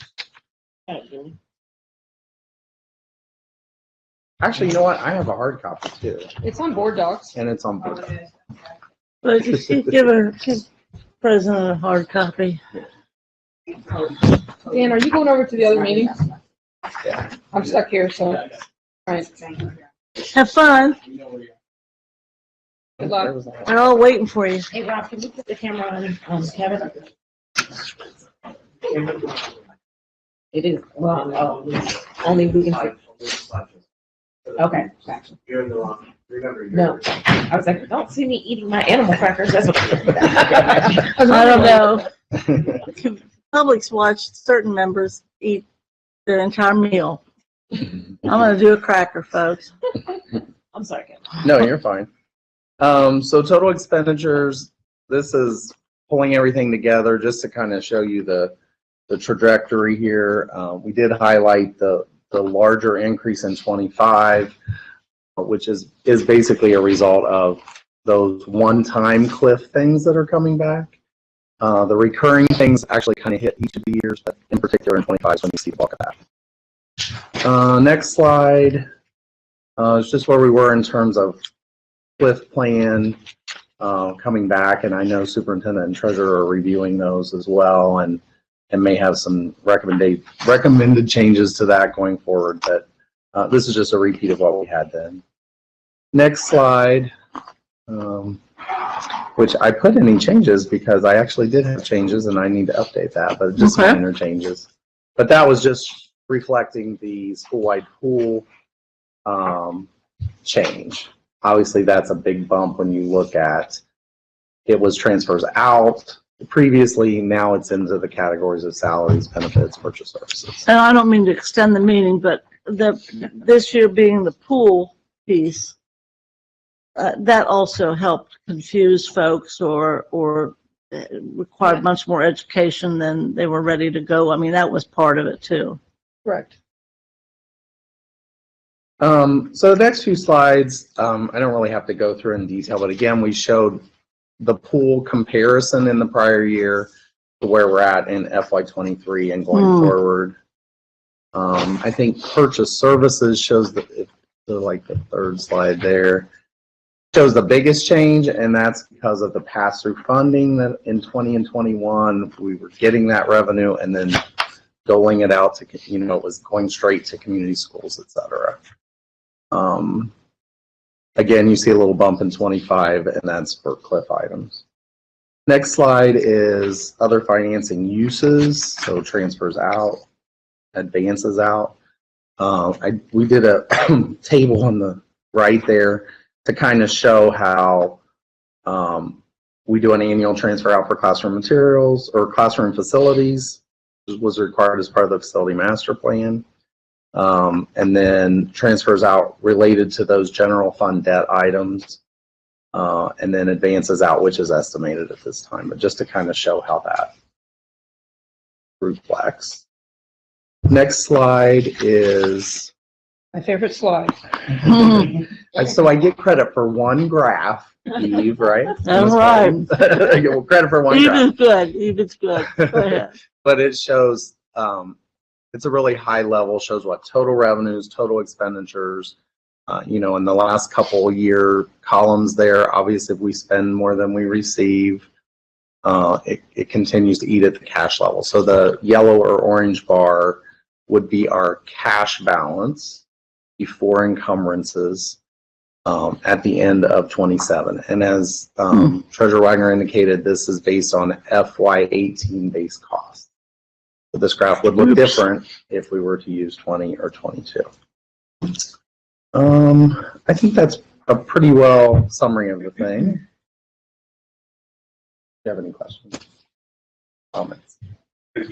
So the forecast itself, are you going to go over this or just refer to it? I can. So the forecast itself shows in the third year a positive cash of 2.4 million, which is better than the November forecast. We were down to $700,000. Okay. Why is that better? It's better because what was the improvement, I should say? Go ahead. A little bit of change in revenue, a little bit of increase in revenue, and estimate, now that we're close to the end of the year, we revise downward how much we're actually going to pay out for the rest of the year. Okay. So, in November, we revised, so the budget is 613 million. In November, we revised it to, I forget now what it was, but then in May, now we've refined it again because we have a lot more information to deal with, right? And then so once you drop into the model, your actual expenditures, the future years have changed as well because if you're spending lower or higher or whatever. This includes step increases, but not any COLA because nothing's been agreed to yet. So I just want to make sure everybody understood that. We're anticipating end of the year with $72 million in cash. And there was one other thing I wanted to comment on. So if you look at fiscal year 24 and you see the total expenditures line of $600 million, do you see that? Mm-hmm. Okay, so this is how we establish the budget target. So $600 million minus the 12 million in advances because we don't budget that. So that is 598, 589, if I can do math in my head. 588. So thank you, 588. I can't do math in my head. As opposed to in November, the budget was set at 565 because we said we were going to match the revenues. So if you go to the revenues in fiscal year 24, the revenue amount is 578. So there's more money. 12 too. That includes the 12. So 578 minus 12 is 566. So You're gonna have to explain that on, that Monday one of night. the few things to explain on Monday night. yes. So as of May, we're saying to stick to the balanced revenue budget, we have to stick to our guns at 566. Because we've underspent, we're going to end up with a little bit more freedom in cash and stay positive in the third year. But you're taking a risk, right? So that's the conversation that we need to have at the board level. Yeah, I think that needs to be explained. Mhm. But I'm sort of following you, and I've heard you say this probably 10 times, and I'm sort of following That's okay. you. It's complex. It's So complex. it's not, I think it's not complex. It's just, you're saying it, there's not a picture. There is a picture, it's just back a little bit further. So when you say that, I probably would be on the picture that. All right. So shows can you that. go back to my favorite? Because it's the black, it's the one that's in black. I didn't see him leave.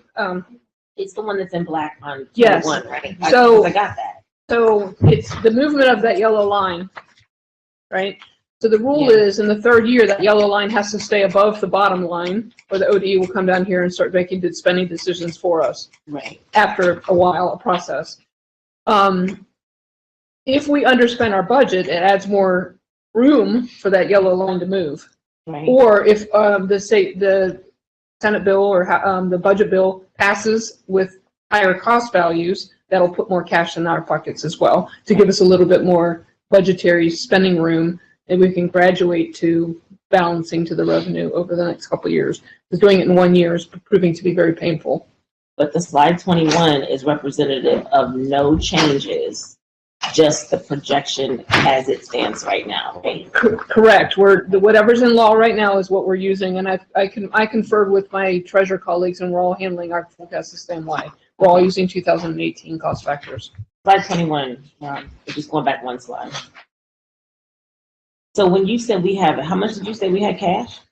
We're forecasting at the end of this year to end the year with 71 million. After encumbrances. After encumbrances, right. Now, after the year closes and we start filing all of our reports, and there's encumbrances that are left on the table that we're not going to spend out, we'll cancel those and then I'll put more cash back in. But until September, we don't know because all the bills are still coming in. And the advance is out, well, we have to advance to cover S, or we're projecting 12, last year was 19 million. So that can affect our cash balance. But that will be a timing from 1 year to the next. Right. It's just a temporary movement of cash and back. You can't end the year in any state or federal grant in a deficit situation. So we're waiting to be, we spend the money, we ask for reimbursement in the next month. So if we are in a position where there's a negative number, then we have to advance general fund money to cover that. And then the very next day on July 1st, we reverse that. And then the money comes in and covers it.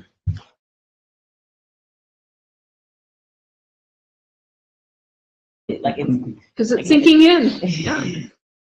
Ms. Bolton? If I just, how confident are we of the revenue for fiscal 24?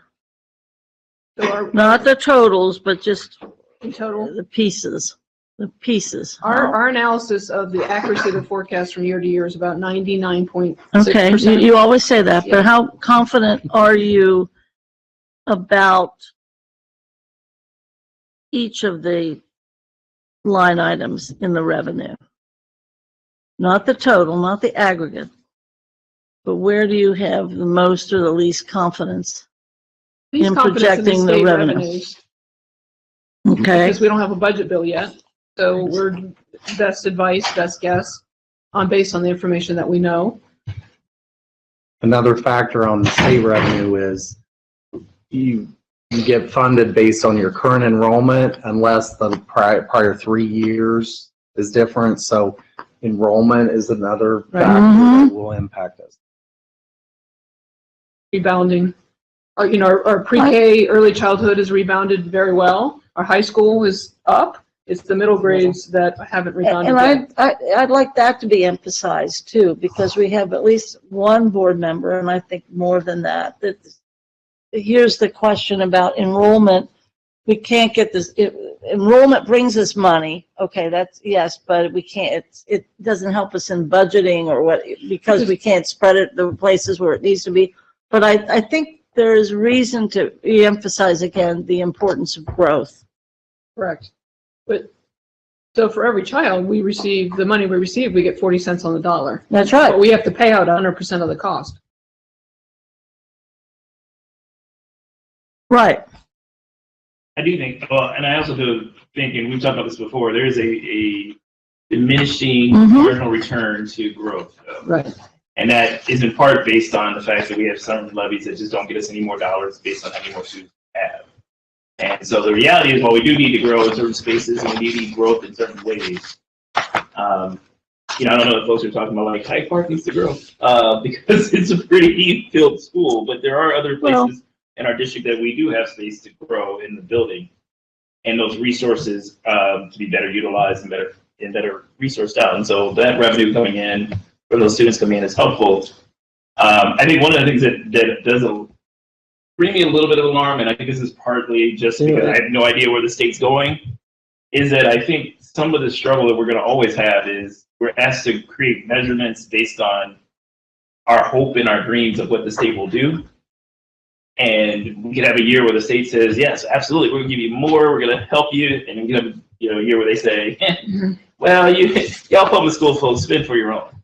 And in those situations, that volatility could really affect how our 3-year forecast looks, or well, 5-year, but especially with a 3-year of the 5-year forecast. And I think that to Board Member Bolton's point there, I mean, there's some things that yes, we can certainly do to kind of strengthen those spaces where there's a lot of concern or a lot of risk to factors that are outside of our control. But there's areas where we just really have to be thinking about that as we go forward, of how do we prepare. How do we make sure that we're building a district that is strong enough to be able to sustain some of those risks and some of those concerns? Well, and just very briefly, this comment, the treasurer and I have talked, and I'm hoping that the treasurer is going to bring to the board Monday night too, the realization or the recognition that we cannot do what we've been doing, frankly, even during the time of this 4 or 5-year forecast. We have to, within this 5-year forecast, change how we are doing business and have far greater efficiencies, far greater, and much less risk and much less hope and a prayer and a blink and a wink. Or we will be going back to the public. So, yes, and so we can, given the limited resources and the future risks of finances and the interest of underfunding education, the dollars we spend, we have to spend on what drives success, right? Instead of continuing to do the same things we do. And we're going to have to make some priority change, decisions. And our current budget building model works against that concept. And a distributed budgeting model works against that concept. Just like you heard the schools, the concern over having decisions made for them on their title funds. Well, the title fund allocations were made based on the data of the students' outcomes to say that you have a chronic absenteeism problem. You need somebody to help you on chronic absenteeism, right? But nobody's, when the schools make those decisions, it's not always based on that kind of data. I know they use the Title I needs assessment to do that, but it's not always in alignment with the board direction. And so that'll have to change somehow, but I would say that we definitely have to do our spending plan differently. We good? Okay. So we'll be redoing the presentation Monday night, and asking for approval. There's a new requirement that the notes to the the forecast also has to be approved in the treasurer's report, Good. so they're attached. I like those. Those are out there. We have to submit by the end of May to ODE, so we'll make our. So we're gonna vote on it Monday, and board members have any things particularly you think need to be emphasized?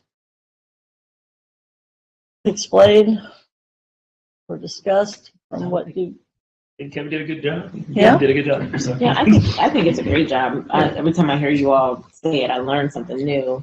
I'm just wondering how to make it the most clear for the people watching or those reading. And I'll probably come up with something. I'm slightly distracted at the moment, but I'll come up with something. Okay, so yep, any feedback is welcome. We've gone a far cry from the way we started doing forecasts. where absolutely. The treasurer would stand there and go, please look at line 1.08, and I still like the big paper though. yes. I printed a couple of them on big paper. You're gonna have to do one big paper. Monday night If I we get will. reelected, you're gonna have to do it 4 more times. See, here's your one. We'll bring in a big paper on Monday Yes, night. that's the spirit. Thank you. Okay, are we continuing or are we? Yep, keep going. Okay. I guess the monthly reports. Okay. You want to do yours first? If you don't mind. Throat's dry from sitting quiet. Have my water. So the state and federal grants. So first. Oh, and excuse me, who are you? It's come to that. Yes, that's it. Dead to me. You leave us here in the lurch. Sorry to see you go. So the summary of the state and federal grants. So the report that shows the listing of the individual grants. So, yes, thank you. So for April, our spend goal is 57%. And so the bottom gray line there shows the total for the public grants. So we have a total of 32 state and federal grants. And of those grants, we have a 47% spend. The next page shows the first gray line is the ESSER total. So we have a total of 8 ESSER grants, and of those grants, 41% have been spent.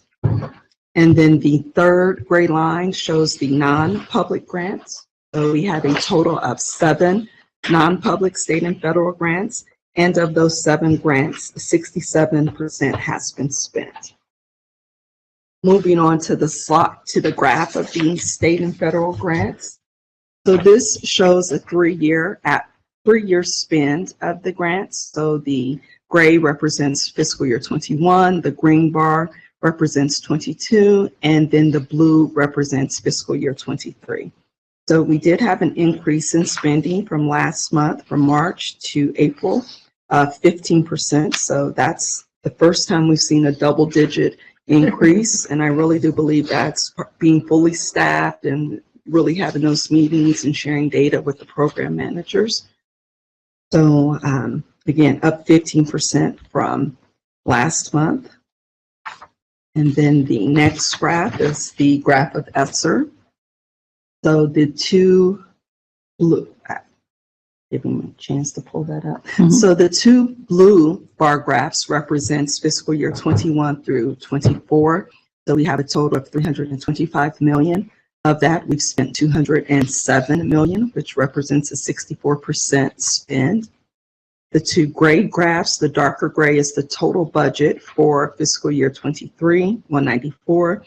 And of that 194, we've spent 76 million, which represents a 39% spend. Any questions on the state and federal grants? Mm-hmm.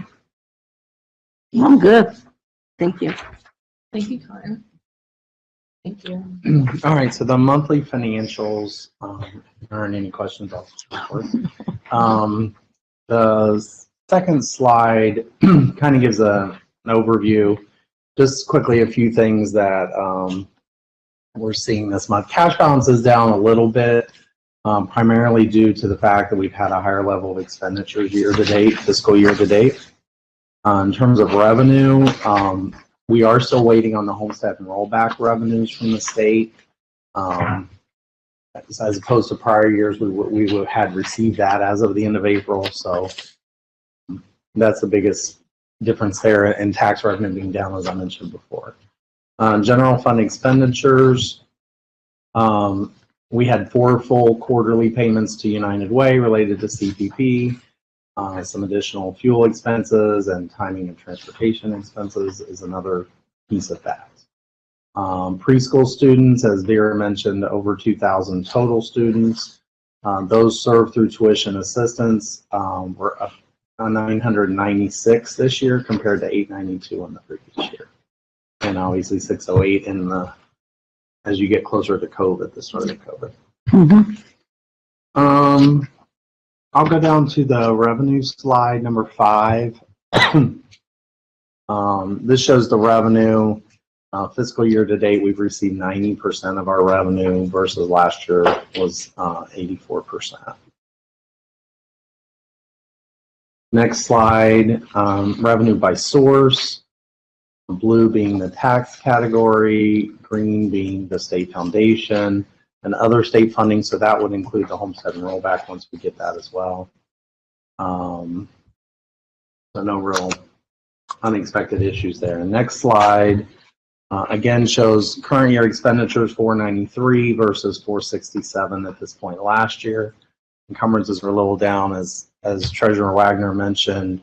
One of the things we were able to look closer at the forecast for the end of the year was based on, you know, if it's not encumbered now, they're not likely going to be able to spend it in this fiscal year or obligated in this fiscal year. Next slide. Shows the unallocated budget. This year, 3% of the budget is considered unallocated in the general fund. At this point last year was 5%. So, and the 19 is how we're paying those transportation increases in the budget, the requested budget. Okay. So we'll go down a couple slides to tuition assistance summary. Next slide there has, again, serving 996 students through that, which accounted for 19,000 days of instruction and calculated at 849.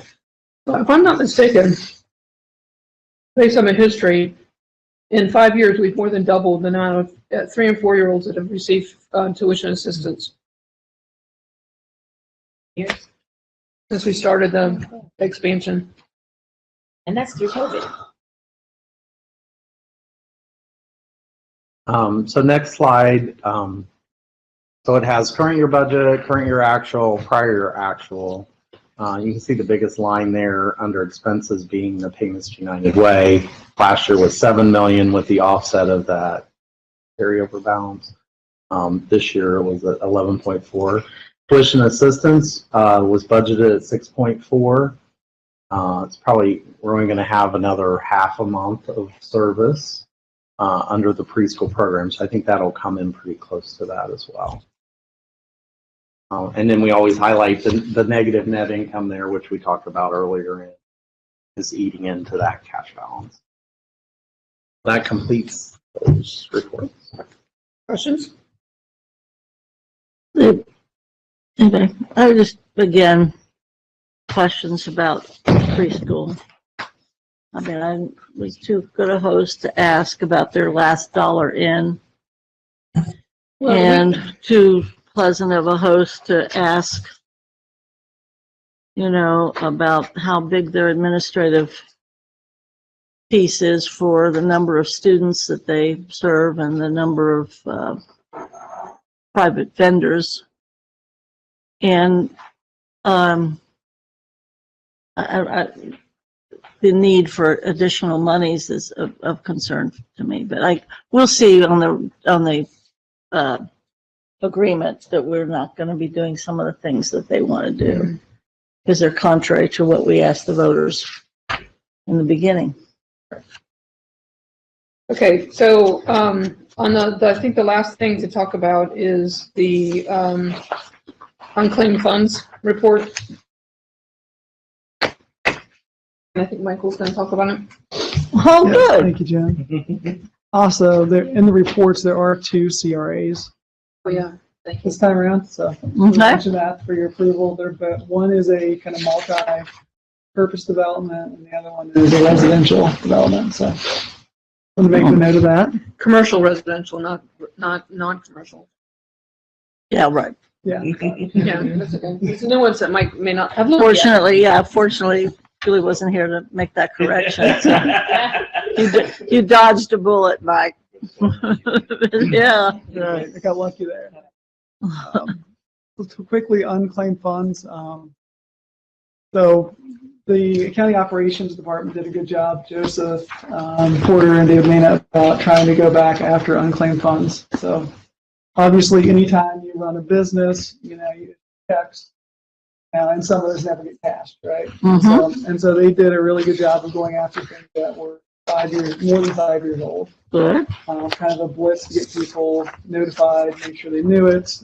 Put a nice form out there on the district's website for people who could request payments. As you can see, we did manage to pay out about $37,000 of unclaimed funds, which was good. There were a few in the pie chart that were rejected for whatever reason. Claims. Little fraudulent requests. Right. I was trying to be nice. But always somebody. Could not find proper documentation. And then the rest of them just.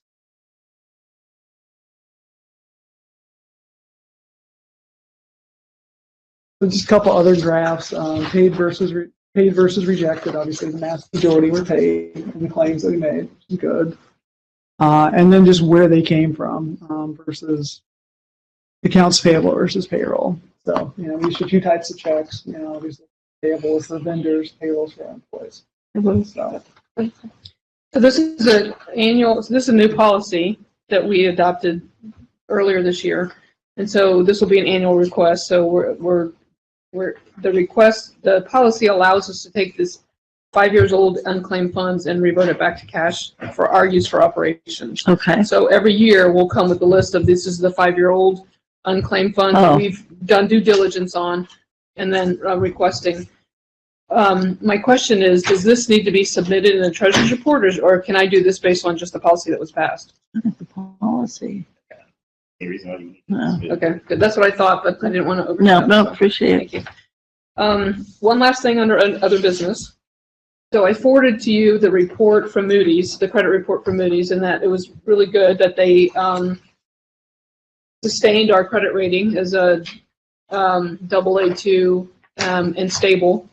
And actually our credit position improved, but it didn't improve enough to increase the rating, but it didn't, everybody else is going down. Good. We were just notified last week that S&P now wants to do their review. Yesterday they sent us a list of 31 items of data, elements they need us to submit to them. David Conley's always involved with us, and so I think June 1st is when we scheduled. It was supposed to be Monday, and I'm like, I can't do the 31 data elements over a weekend. No. Amidst the forecast and budget and all that kind of stuff. So they were very gracious, and they gave us until June 1.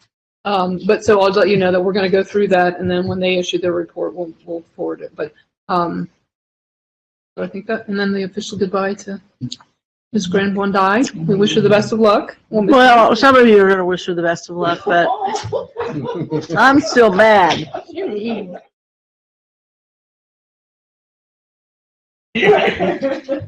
We do wish you luck, and we're sorry to see you go, and I'm glad you guys will be together to help each other out there. That's a tough slog, and feel free to come on back. Absolutely. For real. That's for real. I know we all. Board was disappointed when Jen told us the other night. I have just two things. One, the mess that we were in regarding fees and young people not being, the way that it was reported, not being able to graduate because of it. That was a bad media Interpretation, experience. right. Yes. Because it's not that they can't graduate, they just don't get a diploma. They Right. can walk. Yeah, and so somehow there has to be some better communication, both from the PR people and the schools, and then anticipating, of course, a parent would call and tell Channel 9 or whatever that that's going to happen. Those things that are hot button issues like that, if we could get a better lead time on it or anticipate that something hideous is going to happen, I don't know how to address that. That's one thing. Here's the school. I think the problem is that it's a school thing, and I think this gets a little bit more into the point of having more checks and balances at the schools with regard to their financial management. Yes. So, yes. So number one, it was a teacher that called the press, not Oh, the parent. okay, even more. And there is a lot of freedom to Actually, waive. I hear you for that. So we're actually doing some analysis because what we're a little bit concerned at is that we spent a lot of time and effort charging fees, and then we end up waiving a majority of them. Yeah, I don't know. And so what's the point? It's kind of like the Metro fare drop. We were spending more money chasing down money than that was really valuable to the district or not. So we have a team that's looking at that data, and we'll come back working with the superintendent because it's kind of the charging and the waiving of the fees is managed on the superintendent side of the house, while the collection and reporting is on us. And we have our internal audit team helping guide us, making sure there are some concerns there. In individual schools, the smaller schools, the person who's waiving is also the person taking the cash. So it cool. Need better controls. Something to do in retirement. If you want to wear stripes, yes, exactly, or orange. It's exactly orange is the new whatever. So we do have a project that's working on this, and we'll maybe by next finance committee can share some data. The other thing, and it's two of the same. The concern regarding the transportation dollars, yes, and transportation bills and what have you. And then also the benefits piece. I mean, from a standpoint of the report that went to the audit committee about benefits and how we're so much in need of something happening there. Yes. And then obviously we're in some great need as well for transportation. All of that is not in your bailiwick. So some of that is on the superintendent's side, and this has been going on. It's not this administration, it's administration after administration after administration. What is the problem on that side of the house of having somebody that is in charge of actually making sure, I mean, something has to happen. We can't be paying benefits to people that don't deserve it, and we sure can't be not paying bills to vendors that are supplying us with a service that we need. So, do we privatize? Do we hire other people to do this? Is there an office that needs to be added or eliminated on that side of the house? There has to be something, and I think this is true in part about budget too. But you know, I won't go there. I'm just worried about what we've done. And the fee thing, I'm glad you're all looking into it. And yes, to Brandon's point, you know, again, that's more of that financial look-see at each building, which the treasurer and I always talk about. Go ahead. So I was going to say, I'd prefer to answer some of your questions with the superintendent in the room. Sure. They are her operations.